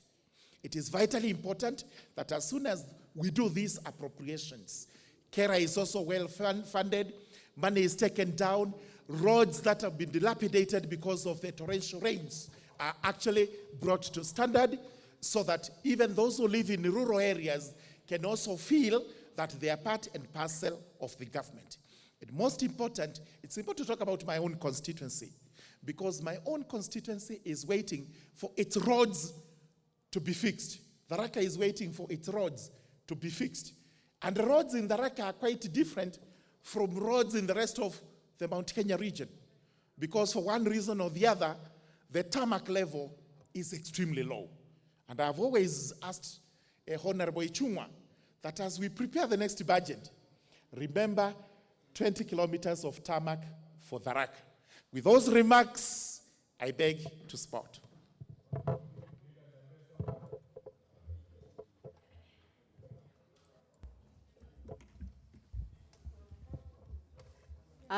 Well, I really had to look out for the other gender. Really, we've not given them an opportunity. Thank you, Mr. Speaker. Actually, I'd put an intervention to draw your attention to that, but I'm glad you saw it, Mr. Speaker. I thank you. Mr. Speaker, I also want to support the supplementary budget. However, I want to really echo what was raised by the minority leader. He actually spoke for a lot of us and a lot of people out there, especially on the need for accountability and for this House to take our oversight role very seriously. Mr. Speaker, the reason why I'm saying this, in this House, we do quite a lot, and yet the impact is not felt on the ground. We have just allocated a very massive amount to fight the COVID tragedy in terms of intervention. Yet, Mr. Speaker, Kenyans are suffering. They are suffering on top of their already existing situation. They are forced to wear a mask, which of course we agree it's a necessity. But Mr. Speaker, I am so disheartened to see border riders, especially from my constituency, who cannot even make 100 shillings per day, are arrested because they cannot afford to wear a face mask. Mr. Speaker, we have allocated 43 billion, and we have seen all these private companies donating. Yet I have not seen a single donation in my county, and I must thank Kenya Pipeline. It is the only organization that gave us a hand sanitizer. Other than that, Mr. Speaker, not even through the county, we have not seen. I can say my governor has not given a single face mask. And yet, we are here in this House approving huge money. Mr. Speaker, I want to say we should not the Budget Committee, not Treasury, take advantage of the situation to sneak in inequality in this budget allocation. Mr. Speaker, I have gone through the document. Actually, for the first time, I read item by item. When I looked at figures from development partners, Mr. Speaker, and I want members here to really critically look at it, there is a lot of inequality and equity. Most of those funds are going to very few areas in this country. Therefore, Mr. Speaker, we don't want to be seen as a House that serves the interest of few. We want to have equity. We want funds to be distributed fairly to this country. Mr. Speaker, the vulnerable members of this community are suffering. In all these fights against COVID-19, I have not had a serious intervention going to people living with disability. I have not had a specific intervention for widows and for single mothers. Mr. Speaker, I'm a single member. I'm a senior member of those vulnerable group. I'm a single mother, and we must speak for them. Mr. Speaker, I really want to appreciate the effort that is being put by the government through the ministry, but we want to see more. Therefore, I want to urge my brother, the able chair of Budget Committee, to take cognizance of my concern. I thank you. Honorable Kioni.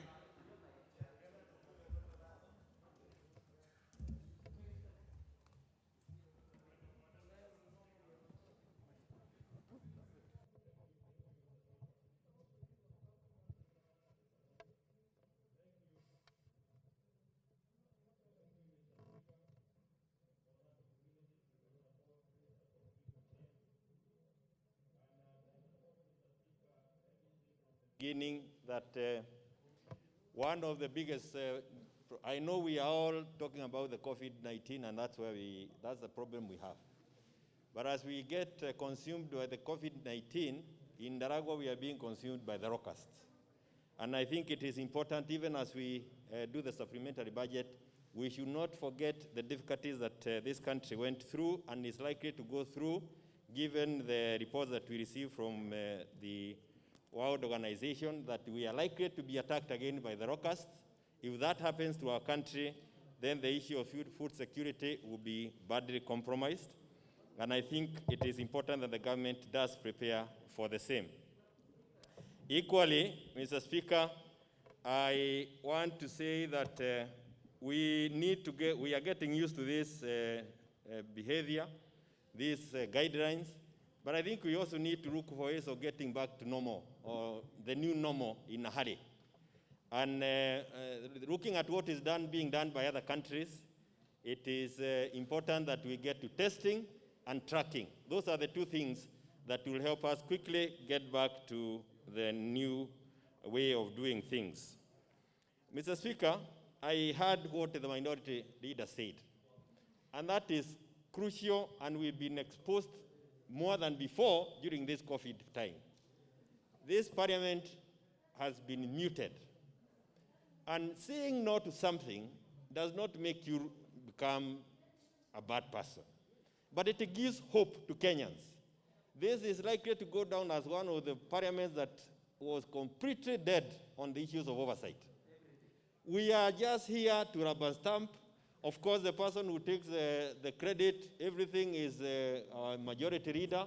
He has mastered the trade. But really, other than majority leader and minority leader, our CCP hapa ni kama makanga. But we are just following what is being done, and we need to behave like a parliament. We are not doing anything. This oversight is dead. We just come here and all rubber stamp and say, like now, Mr. Speaker, the CS Treasury has published a bill. That bill is intending to take away some money that was given to the county government. And this is the County Allocation and Revenue Amendment Bill 2020. One, if you ask me, that bill is unconstitutional in my own thinking. But even having said that, we are likely to come here and again be told we pass it, and very unconstitutional things. And we should say it from the beginning, it is wrong. Mr. Speaker, we have given the national government 40 billion on these issues of intervention on the COVID. But if we are going to give them, because I'm supporting it also. But if what we got at the county level is what the national government is going to do, then we are going to lose this battle on the COVID. For example, Mr. Speaker, let me give an example of a county to date that has received only 15 PPE kits to date. Overalls, 10. Surgical face masks, 200 pieces to date. That's what they have been given by the national government. What they are calling the N95 mask, 1,000 pieces to date. Surgical gloves, 230 packets. Can you imagine? If this is the kind of thing they are sending to the county governments, we are going to lose this battle. We need to make sure that we actually, I believe that the county government, I've not been a supporter with the way they manage their funds. But they are the people who can actually now help us get to the people. They are the ones nearest. They are the ones in the infrastructure to know who are staffing, who require medical attention, where do they need to intervene quickly, so that we reduce the pain that is there with Kenyans. So, Mr. Speaker, I want to say that we should be very careful. We should not reduce funds going to the county government. And two, it has been said, departmental committees, please wake up. I know we are going to the liaison committee, I will say the same. If you are not oversighting, ask questions. Don't just come and tell us to pass funny reports here. But I think there is something that, and again, Mr. Speaker, this arrangement of 62 members, while it is the issues of COVID, we need to look for ways of coming back to normal very quickly. Otherwise, this bunge is coming to an end. They look like we are just in a press conference where a few people say, and then we okay and go ahead. I know we have to be careful with the guidelines, but let us look for ways of getting back to normalcy as quickly as possible, and we need to talk to the Ministry of Health and others to help us get there. Thank you, Mr. Speaker.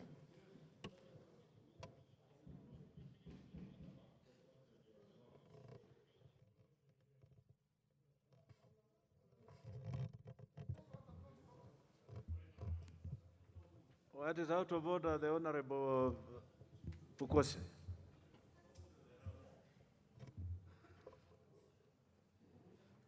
Honorable Speaker, with all due respect to the House, I know the report had been tabled in this House, so we're just discussing it and repeating it over. I know maybe we are saying it in a different way, but still repeating the same message. Honorable Speaker, would I be in order, understanding Order 95, to ask that the mover be called to reply? The mover be called to reply, and then we can be able to move. Because the issues of COVID, Honorable Speaker, Honorable members, will be discussed in the afternoon. Honorable members, order. Yes. The Honorable Pukose is perfectly within his rights to raise and of course you are the ones who will make the decision. Yes. And I'm going to allow you to do that just right away. Yes.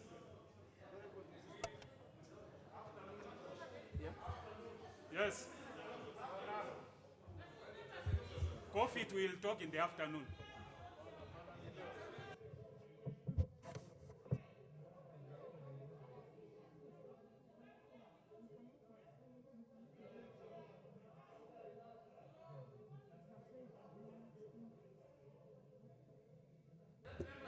Honorable members, just hold your horses. I have looked at the interest in this, and I am seeing right now we have got 35 members who are interested in speaking to this. So therefore, I think it is fair that members have voice on this. So I will overrule you, the Honorable Pukose. We shall proceed.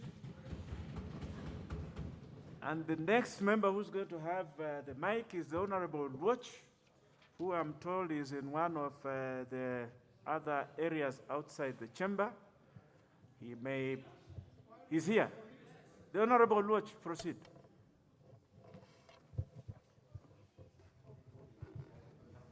Sorry.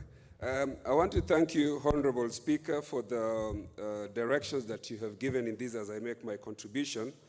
Indeed, this is a concern that should concern us as a House as I make my contribution, that even as we deal with the health pandemic that we are dealing with, the constitutional mandate of this House to debate matters as serious as budget-making process must not be subjected to this omnibus thing called Order number 95 on the mood of the House. When it comes to matters of constitution, matters of budget making, under Article 95, there can never be a more important task and duty of this House than what we are transacting today. And so thank you, Mr. Speaker. I want to make 2 points as I support this bill. First point I want to make, Mr. Speaker, is what we have put into this in terms of what is going into social protection. And Mr. Speaker, first let me thank the committee and the House for agreeing to forfeit some money that should have gone to the PSA in terms of the monies that were allocated to our foreign travels, and agreeing that this goes to our frontline health workers, they be ring-fenced, and the oversight be done directly this House. That is very important, and it goes into supporting what the minority leader has said about direct oversight. But Mr. Speaker, in terms of social protection, I wish that we could have put in more money and more oversight into the 10 billion that is going into cash transfer, and to expand the bracket of who constitutes the vulnerable. At the moment when we are talking about vulnerable people, there is a category of people in informal settlements, especially the youths, who are out of employment. We need to be able to know how are we going to protect these people if they do not benefit from what we are putting together in terms of the social protection.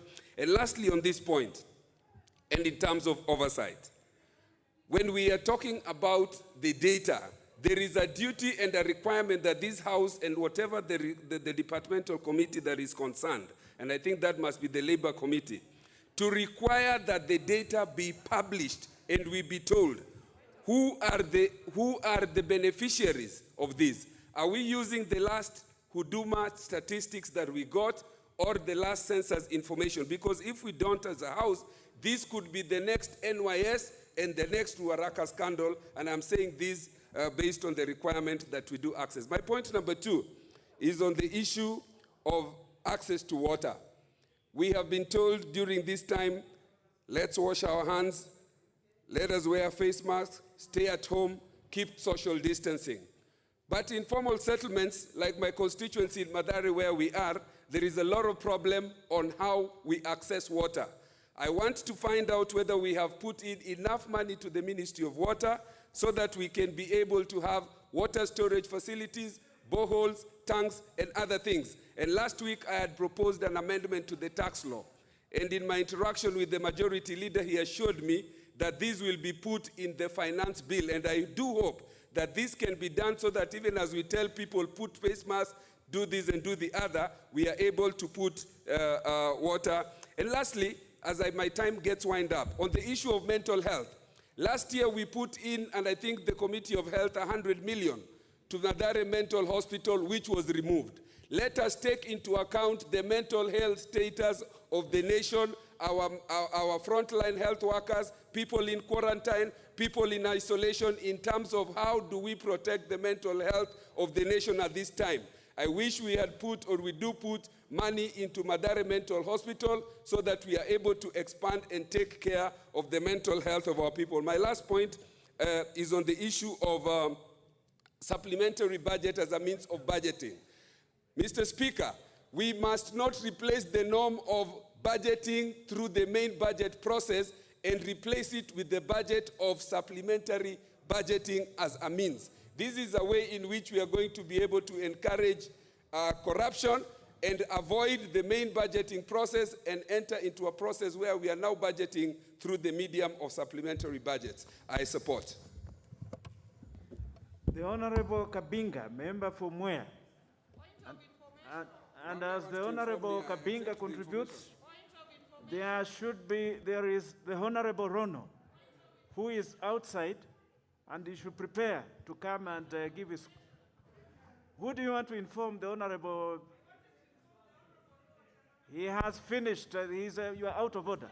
The Honorable Kabinga, proceed.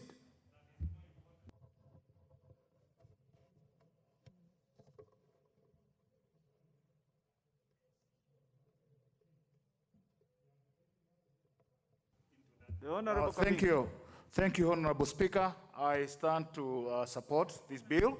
But even as I do so, Mr. Speaker, I want to caution that this is an extraordinary time when we need, as Parliament, to act in a more serious manner, Mr. Speaker, because this is the time that we are likely to invite irregularities in the execution of budgets in this country, Mr. Speaker.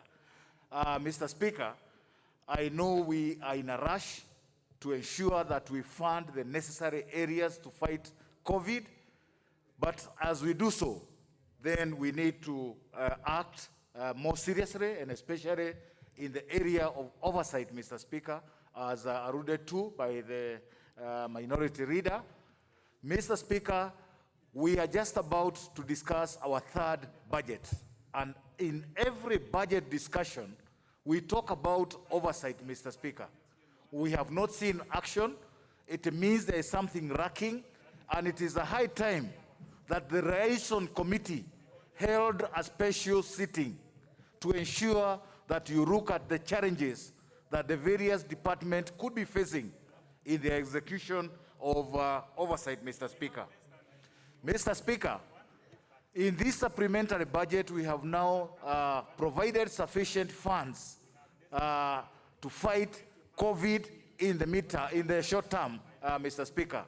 And it is a high time that we now look at some of the vulnerable areas and ensure that the areas that we have serious interest, Mr. Speaker, are fully catered for.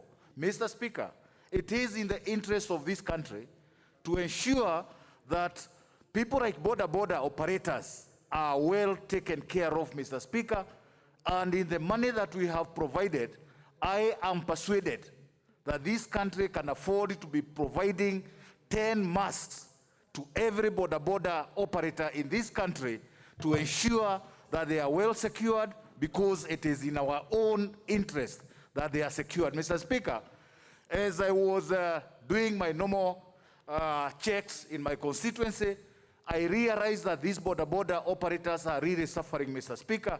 Some of them are using handkerchiefs as masks just to ensure that they are not caught by the police. Some of them are going a whole day without a single cent. Yet we are expecting that you'll be able to buy masks, Mr. Speaker. We have provided money. It is now high time that we ensure that the money we have provided can extend masks. It costs so little, Mr. Speaker, yet this is a group that can cause real problems in this country. Mr. Speaker, as I conclude, let me also say that this is the time that we need to ensure that the executive in its execution of the budget does not violate any law, and especially PFM Act 44 Section 1, where they overspend and come to this parliament in the name of that particular section. In the same way, the Constitution Section 223, where they spend money outside the budget because it's provided for in the Constitution, Mr. Speaker. It is important that we also ensure that money that goes to pay outstanding bills are also checks. We don't just pay. We don't want coronavirus entrepreneurs to spring up out of this particular supplementary budget that we are providing for, Mr. Speaker. I feel strongly that oversight is an area that has diluted this parliament to an extent that we have even sold out our own respect, Mr. Speaker. And as I said, let the liaison office sit down, committee sit down, and come up with tangible suggestions on how the various departments can go back to their roots and execute the mandate of oversight in this country. I thank you, Mr. Speaker, and I support. Honorable Rono, has he come? The Honorable Kabinga, your contribution finds a lot of favor with this particular speaker because the police have taken it up to themselves and they're operating like the constitution of this country has been suspended.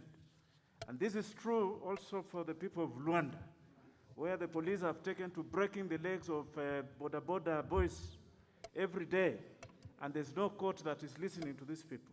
So the constitution is still in place. The Kenyans must be protected. The police must know that their work is to protect Kenyans.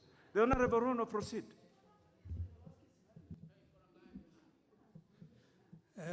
Thank you, Honorable Speaker. Apparently, I'm not used to this mask, Honorable Speaker, because it's choking me, it's suffocating me, but I'll make do with it as I make one point. My point, Honorable Speaker, is more particularly my county, which is known as Elgeyo Marakwet. I want to support this supplementary budget. What is out of order, the member for Mogoti?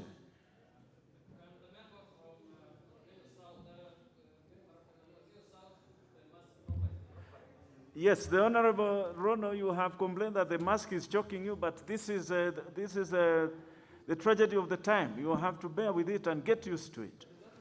I'm within the social distance rule, Honorable Speaker. He is in fact miles away from me, and I request you to tell him to shut up, Honorable Speaker. In the meantime, Honorable Speaker, may I continue? I come from Elgeyo Marakwet, Honorable Speaker, where floods are wreaking havoc. And as we focus our attention on COVID-19, let us not forget to focus our attention on what is wreaking havoc. Death is death. Death through corona or death through floods is death. Let us salvage our people. The whole place, all the way from Pokot, Marakwet, and Keyo, where I come from, is wrecked by floods. I did not hear in the appropriation budget, the supplementary budget, where money was set aside to salvage this situation. Our people live in what we call upper area, at the escarpment. When the floods come, it actually washes them away. We want to change these areas to be for trees. There is no way, Honorable Speaker, trees are living comfortably more than the human beings. It's unfortunate. We have forests like Kaptagat Forest, Kipkabos Forest, where we can actually interchange the people with the trees. So we want these people moved from the upper areas where floods are wreaking havoc to where the trees are living comfortably. Honorable Speaker, we have also touched on the issues of masks. Masks are is something that we as a country can afford for every individual. It is so heartening to hear that there are people who have no masks, people who cannot afford a mask. Take, for example, a boda who carries an individual for 50 shillings and is expected to buy a mask for 50 shillings. How on earth can that happen? Can the government please provide free masks? That way, we will actually be somewhere fighting the coronavirus, other than just talking and talking and talking. Lastly, Honorable Speaker, is we have heard of Kenya Pipeline donating sanitizers in some areas. I don't know if there is a plan to that or it's only choosing where they want. It's only fair that they actually have to donate. They donate with some plan so that every corner of this country actually feels that donation. It should not be only donated for particular areas. It should be fairly distributed to everywhere. Otherwise, I belong to a committee by the name Public Accounts Committee. I want to warn the people handling that money that we are keeping our eyes open. We will actually want that money to be well utilized. Not a single cent should be misused. Honorable Speaker, I support. Honorable Rono, you have spoken well for your people of Marquette, the people of Chesigon. Their case is a case that the government must take care of also. These are people who have died from a tragedy of nature. We will now have contribution from the Honorable Maanzo Kitonga. And as the Honorable Maanzo Kitonga contributes, the Honorable Chanda, who is out in one of the holding rooms, should prepare to come to make his contribution next. Thank you, Mr. Speaker, for giving me a chance to contribute on this very important motion. Mr. Speaker, it's clear that we are passing a supplementary budget which is going to help fight the COVID-19 pandemic. Mr. Speaker, there has been donations and there is an emergency team set up to deal with this donation. We are aware from the beginning, the first time we sat in this house, that Cooperative Bank first gave 100 million and quite a number of other organizations have been making contribution. And now the government of Kenya is also going to be a key, to play a key role to make sure that we fight this pandemic financially. Mr. Speaker, warn to people who are waiting to reap out of this kitty be put together by ourselves and the government. There was even a talk that Parliament was doing very little to fight this pandemic initially, Mr. Speaker. But now every Kenyan is clear that Parliament is doing its best. Parliament has the task to oversight this money, Mr. Speaker. We have the Committee of Health, which is very active. We have the Committee of Delegated Legislation, which I seated on, and is doing a lot of work on this particular matter. We also have now other committees to do oversight, and as a Parliament to do oversight, to make sure this particular kitty we are setting up today goes to do the right job and goes to serve the people.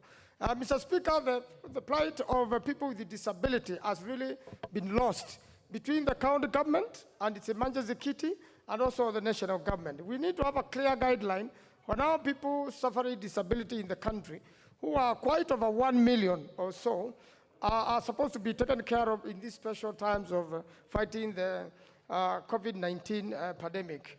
Mr. Speaker, that's one team which has been abandoned completely and seems to be lost between the two sides, Mr. Speaker. as much as we are fighting this disease, Mr. Speaker, the Constitution of Kenya has not been suspended, Mr. Speaker. And the Constitution having not been suspended, then we expect the rule of law to be followed. And I also want to commend Kenya, the government of Kenya, and the people of Kenya, for having done very well so far to contain this virus, Mr. Speaker.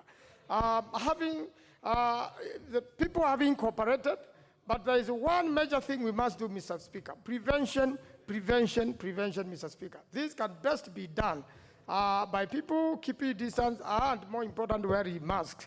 Mr. Speaker, it's our duty as a House to make sure that every Kenyan is fairly distributed the masks, because that will help prevent the pandemic by at least 50%, supply of water, Mr. Speaker, and sanitizers to mostly the border people and the people in transport industry, because there are not many parts of the country who have clean water for people to be able to wash their hands regularly. And therefore, the provision of sanitizers is very key, and we have provided in this particular budget, Mr. Speaker. Mr. Speaker, I'm aware many other people want to contribute. I really want to support these particular provisions that we set aside money to fight the pandemic, together with other processes of government to go on. Mr. Speaker, most important as I finalize, is the money to pay pending bills, Mr. Speaker, to business people who have made supplies to the government and continue to do so, especially the prisons and other sectors, and even in the counties. Mr. Speaker, this is what will stabilize the economy, which has been very much been hurt by the pandemic. I thank you, Mr. Speaker.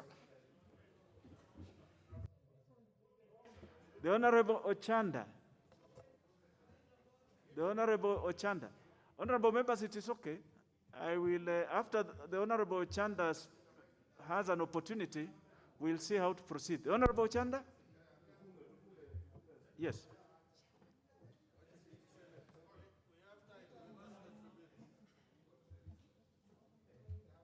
Yeah, come to the front, the Honorable Ochanda.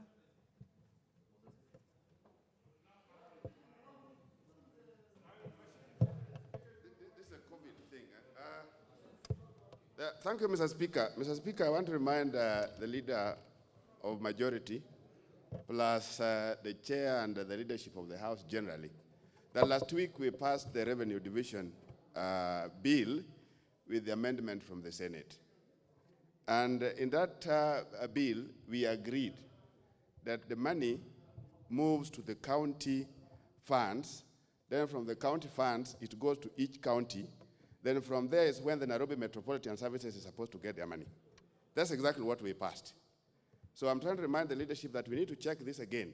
The appropriations, supplementary appropriations bill is bringing in back 1.65 billion for purposes of Nairobi Metropolitan Services.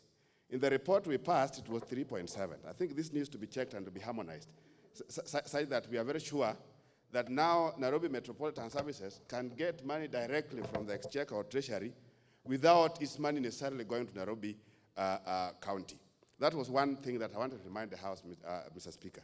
But the main thing that I wanted to bring around, Mr. Speaker, is that this supplementary appropriation is basically a COVID supplementary. It's a COVID supplementary. We really needed to check in terms of what amount of COVID is in that supplementary. I think this is the biggest problem that we needed to face. If you look at it critically, you realize that that is not it. But there's portions and there are percentages that go towards COVID. We are talking about 40 billion, we are talking about 10 billion and all those kind of stuff. But I want to remind the House and I want to remind the nation that there's need of why we normally collect data, why we have data, why we have census. Right now we have census, we are aware that Kenyans are 45. We are aware that Nairobi has 4 million. And from that data, we are also aware that 60% or so Kenyans live below $1 a day. So when we are giving out, distributing resources that we have, whether in the name of COVID or anything else, where are these 60%? Because at the moment, what we are seeing is, for example, 8 billion, the president directed all of it to Nairobi. So if 60% of 45 million are poor Kenyans, it means there are 27 million.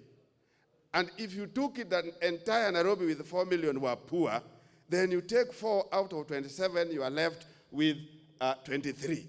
So the rest of the 23 million Kenyans are poor.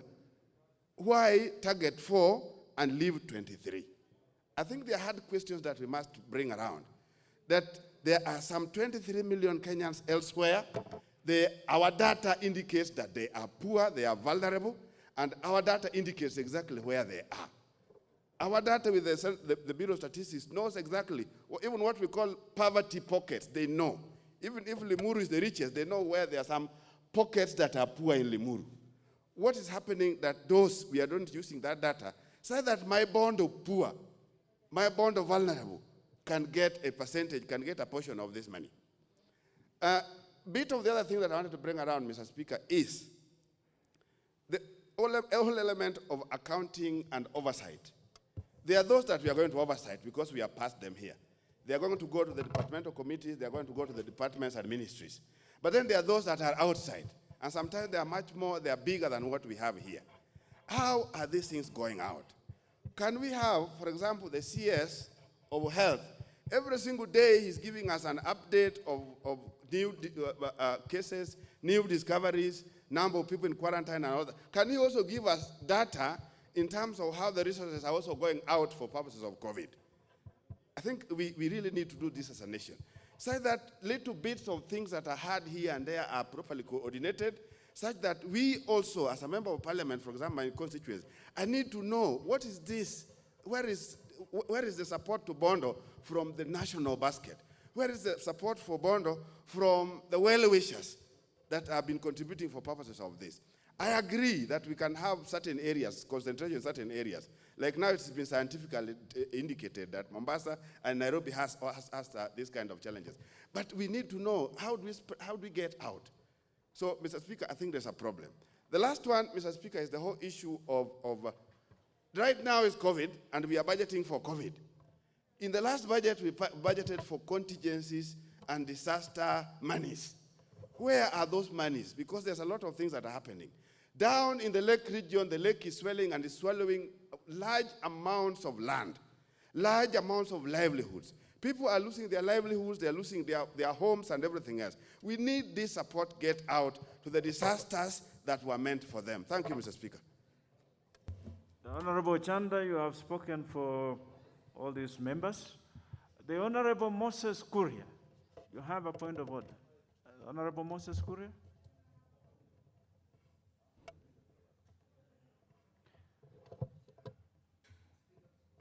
Give the Honorable Moses Kuria the mic.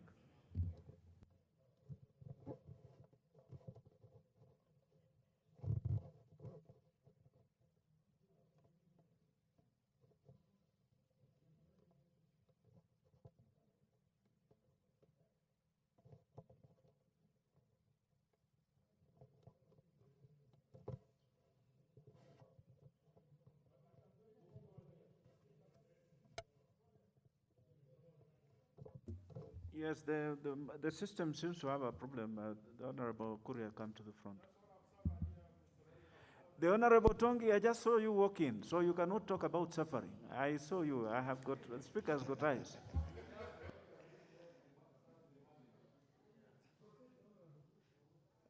Speaker, I want to rise under Standing Order number 1995 and beg that the mover do respond. Thank you. Honorable members, allow me to put the question that the mover be called to reply. Will as many as that opinion say aye? Aye. Will as many of a contrary opinion say nay? Nay. The ayes have it. The mover.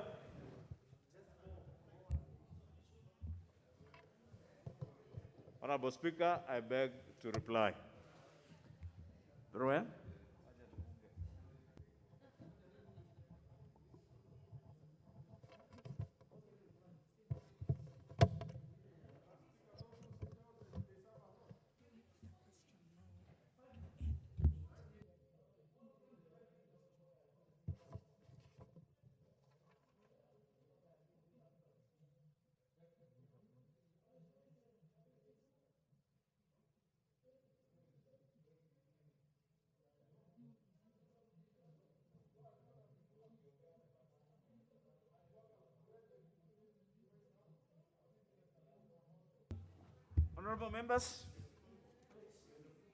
Honorable members, order. allow me to then put the question that the Supplementary Appropriation Bill, National Assembly Bill number 9 of 2020, be now read a second time. Will as members of that opinion say aye? Aye. Will as members of a contrary opinion say nay? The ayes have it. A bill for an act of parliament to authorize the issue of certain sums of money out of the consolidated fund and the application towards the service of the year ending on 30th June 2020, and to appropriate those sums for certain public services and purposes.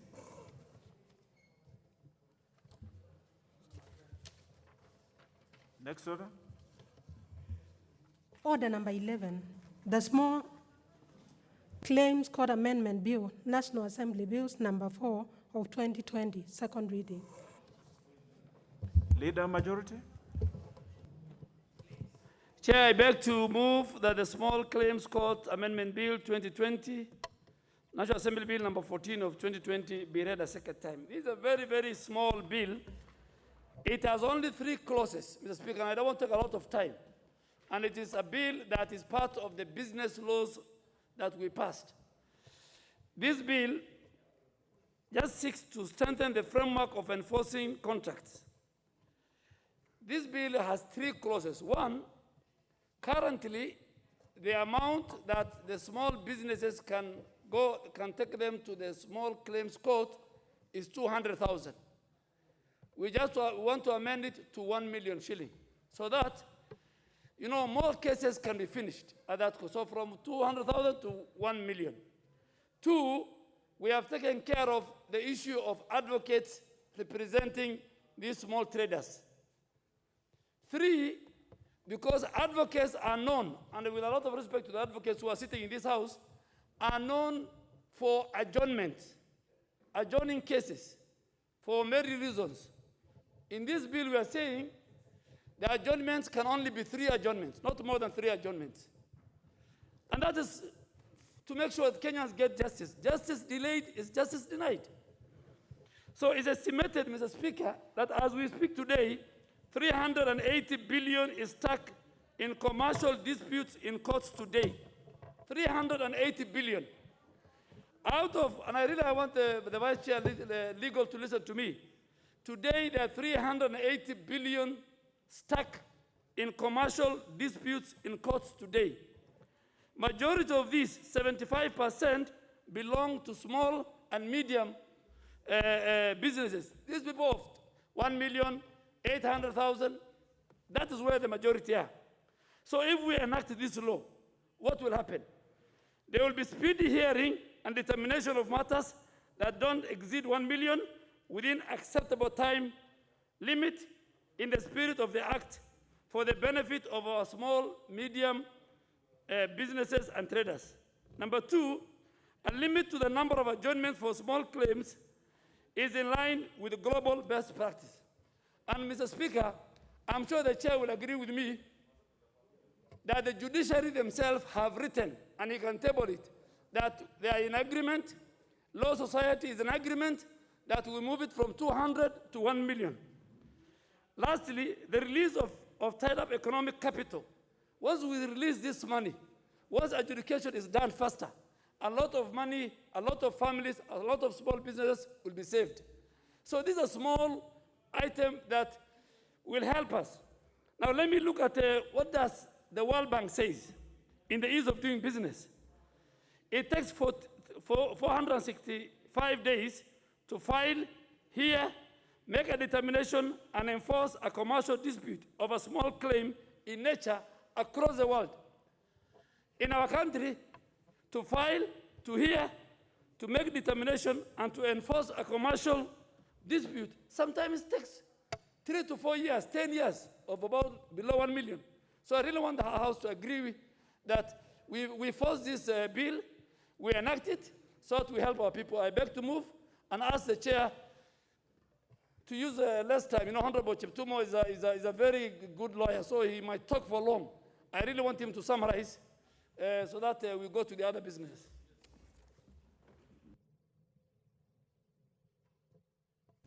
The Honorable Cheptumo. Very well, the Honorable Leader of Majority. The Honorable Cheptumo, you may second.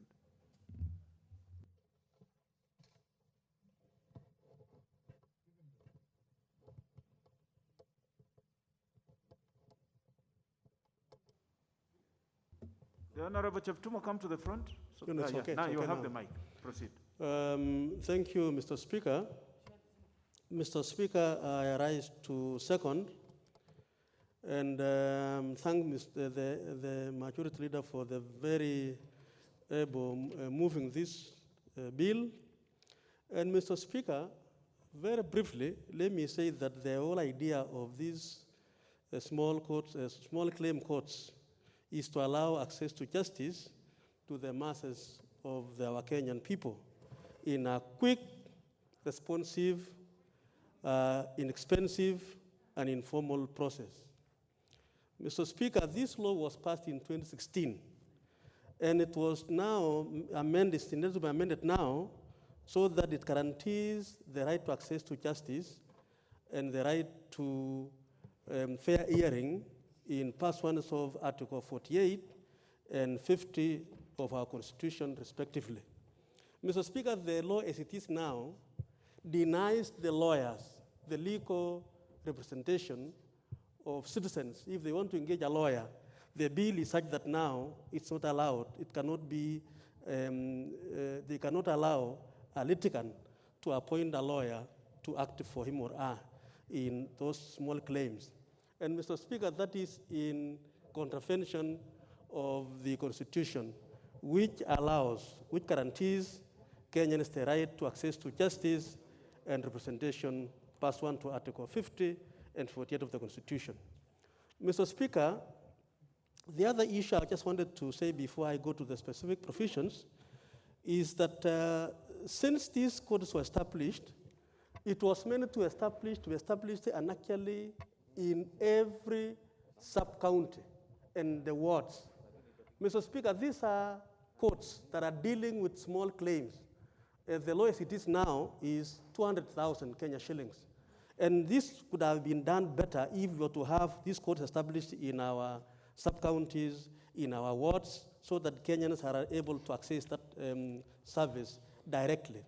But Mr. Speaker, let me go to some specific amendments which I think are very important because this House should be informed about those specific sections. Mr. Speaker, Section 12 of this Act provides for pecuniary jurisdiction of 200,000. There is a proposal under the bill to increase it to 1 million, as said by the Majority Leader. Mr. Speaker, the stakeholders who appeared before us, the LSK supported that, save for the fact that now lawyers should be allowed to represent parties in the courts.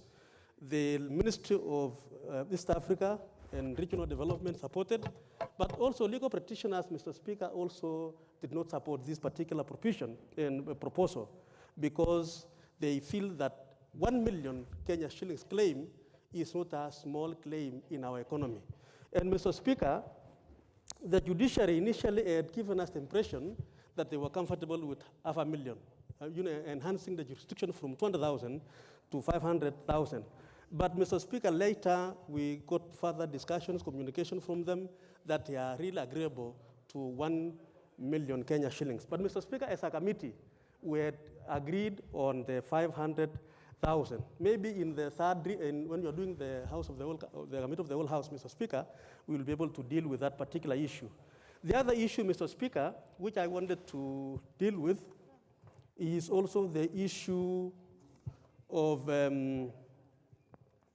Section 20, subsection 2, where we intend to delete under the law, the bill, to delete Section 20, subsection 2, so that lawyers can now be, allowed to represent parties in those courts. And so, Mr. Speaker, by and large, I must say that the committee had enough time to look through this bill, received submissions from the public through the various stakeholders. And Mr. Speaker, we are agreeable to that amendment under 20 subsection 2 and also 20 subsection 3 of the same act, so that, Mr. Speaker, we have that amended as per the as per the bill. Finally, Mr. Speaker, so that now I finish, is that Section 34 of that bill, again, Mr. Speaker, there is an intention to amend it by through this bill. And Mr. Speaker, I will be having amendments to that particular.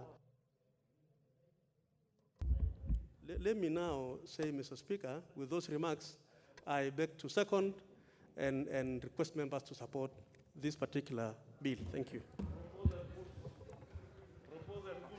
Honorable members, the Honorable Cheptumo, you must advise the leader of majority that lawyers are not fond of adjourning matters. It is their clients who adjourn those matters. But allow me to propose the question that the Small Claims Court Amendment Bill, National Assembly Bill number 4 of 2020 be now read a second time.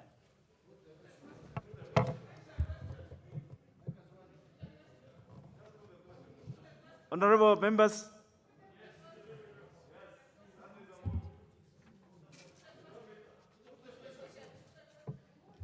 honorable members, is it the mood of the House that we put the question?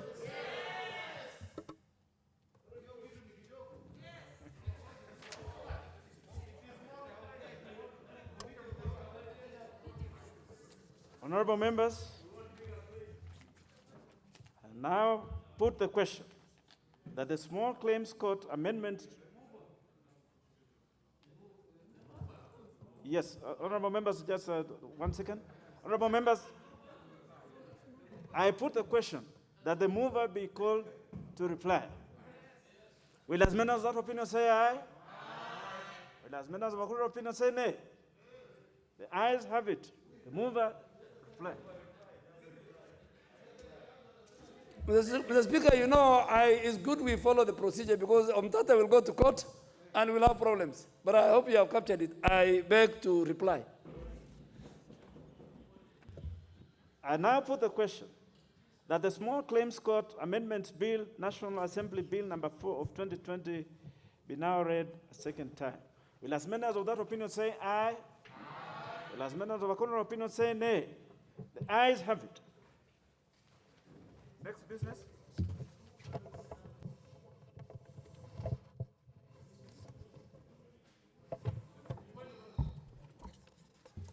Leader majority, what is out of order? Very well. A bill for an act of parliament to amend the Small Claims Court Act. Leader majority.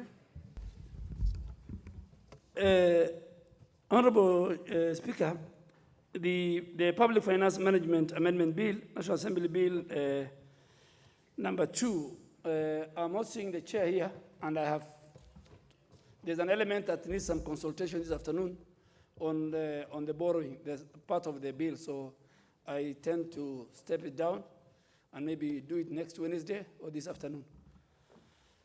Very well, I direct that the business listed as number 12 be deferred to such time as the relevant committee will set it down for consideration again. Next business. Order number 13, special motion, approval of nominees for appointment to the Teachers Service Commission. Leader majority.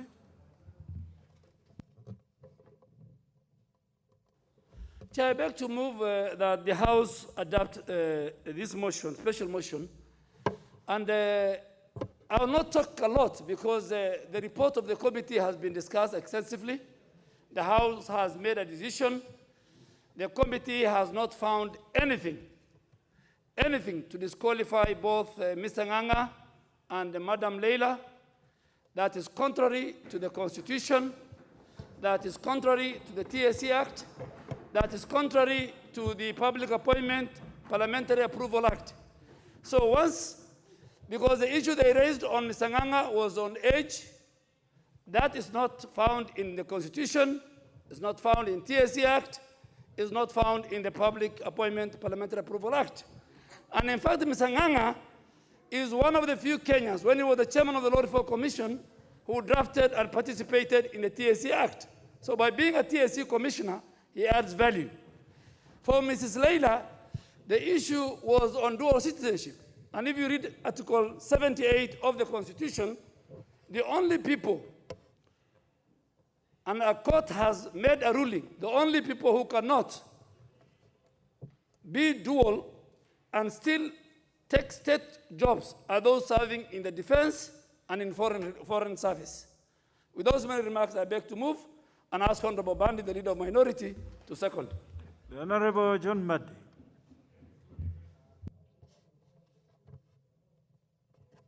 Thank you, Mr. Speaker. Mr. Speaker, I think this House had pronounced itself on this matter very loudly by rejecting the report of the committee. When we negatived the report of the committee, in a sense, what we were saying is that we want these two, this gentleman and the lady, to serve as commissioners in the Teacher Service Commission. Mr. Speaker, the committee surprised this House, especially in the case of Njuguna Nganga, by saying that he didn't show knowledge of matters TSC. Mr. Speaker, this country, we should not cannibalize. We should not cannibalize some of our best brains. This is someone who has even chaired the Law Reform Commission, which is the body that drafts pieces of legislation in this country. What was the committee expecting teachers to be in this commission? Because those who know a lot about teaching are teachers. But that does not mean you cannot be in the commission responsible for matters teaching. So, Mr. Speaker, and again, of course, the leader majority has talked about age. The lady we have talked about, Mr. Speaker, that this House had approved her previously for other appointments, meaning basically she had competence in many areas. And so, Mr. Speaker, some of us get into positions. If you are intelligent and sharp enough, Mr. Speaker, none of us had ever legislated in this parliament before we were elected. But we came here, learned, and some of us have come out as the best Honorable members, I see so, you Mr. Speaker, trying to disrupt the Honorable Mbadi. Just hold on. Yes. Honorable members, I see you carrying up your hands trying to disrupt the Honorable Mbadi from proceeding. He is seconding. He cannot be disrupted when he's doing this. Who is that? Allow him to finish. Then you may have a chance to control. Who is that who wants to disturb? The Honorable Mbadi, don't disorganize worry. my. Don't worry. That but is for the Mr. Speaker, I don't want to yours. speak much because actually we had said almost everything on this matter. I just want to plead with the committee to agree with the House. We can't all be wrong and support. As I was saying, Mr. Speaker, this idea of being that you don't lack passion, you lack interest, this thing, I think it is superfluous because, as I put it, none of us here, Mr. Speaker, before we were elected, had legislated. We came here, some of us have become good and better legislators. So, Mr. Speaker, let us allow these two Kenyans. And one thing that I didn't like about Leila is this issue of dual citizenship. Mr. Speaker, this issue of this dual citizenship, we must discuss it as a country. If we are allowing Kenyans to possess dual citizenship, let us allow them to work also. Then what is the sense of allowing me to possess dual citizenship, and when it comes to appointment, I can't get? I would rather be denied that dual citizenship. Mr. Speaker, with those many remarks, I second. Honorable members, allow me to propose the question that taking into consideration the resolution of the House made during the morning sitting of Wednesday, 22nd April 2020, rejecting a special motion proposing the rejection of nominees for appointment to the Teacher Service Commission and taking cognizance of the provisions of Articles 250, Subarticle 2B, and Article 259, Subarticle 11 of the Constitution, and pursuant to the provisions of Section 8 of the Teacher Service Commission Act 2012, this House now approves the appointment of the following persons as members of the Teacher Service Commission. Roman 1, Mr. Mbage Njuguna Nganga, and Roman 2, Ms. Leila Abdi Ali. I see I had seen a lot of interest in this from the Honorable Wanga Nyasuna. Mr. Speaker, looking at the time, I support this motion by the majority leader. Let the two individuals be given a chance to serve. The report cannot be a paradox, where one person is being denied for being too old, another person for being too inexperienced. It doesn't make sense. Mr. Speaker, I support. The Honorable Abdullah Sheikh.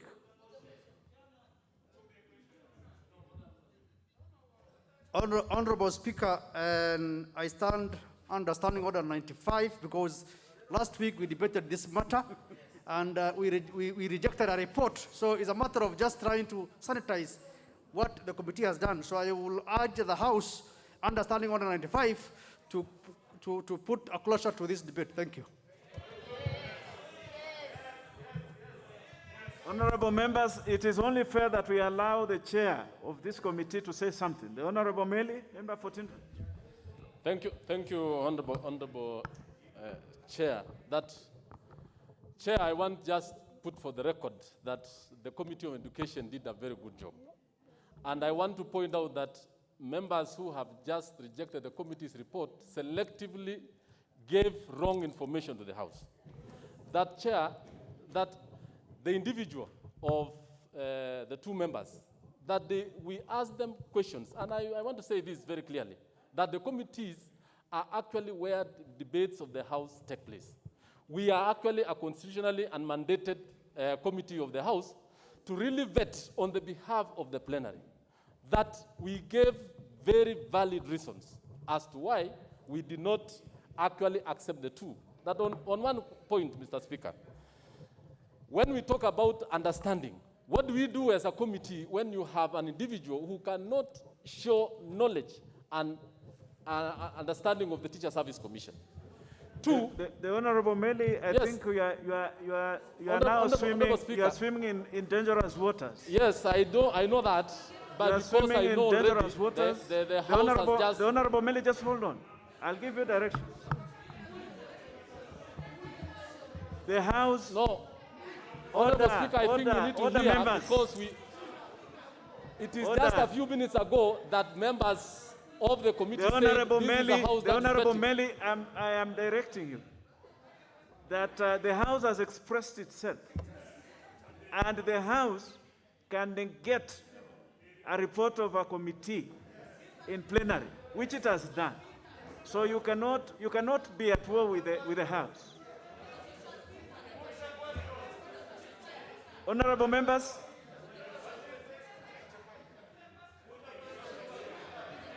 the Honorable Gitonga, do I hear you having a point of order?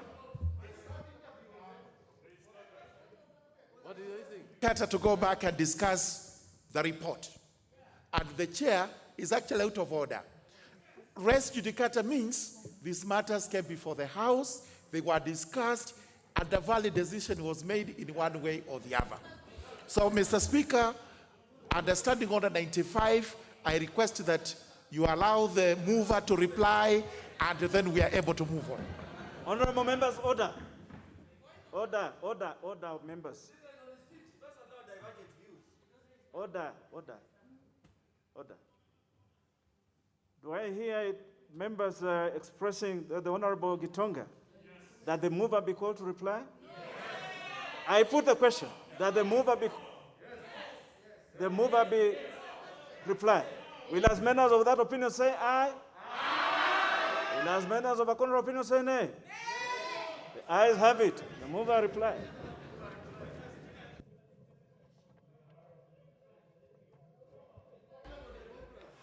Mr. Speaker, I beg to reply. Honorable members, allow me to put the question that taking into consideration the resolution of the House made during the morning sitting of Wednesday, 22nd April 2020, rejecting a special motion proposing the rejection of nominees for appointment to the Teacher Service Commission and taking cognizance of the provisions of Articles 252B and 259(11) of the Constitution, and pursuant to the provisions of Section 8 of the Teacher Service Commission Act 2012, this House now approves the appointment of the following persons as members of the Teacher Service Commission. Roman 1, Mr. Mbage Njuguna Nganga, and Roman 2, Ms. Leila Abdi Ali. Will as members of that opinion say aye? Aye. Will as members of a contrary opinion say nay? The ayes have it. Honorable members, honorable members, honorable members, order. The time being 1 p.m., this House stands adjourned until today, Wednesday, 29th April 2020 at 2:30 p.m.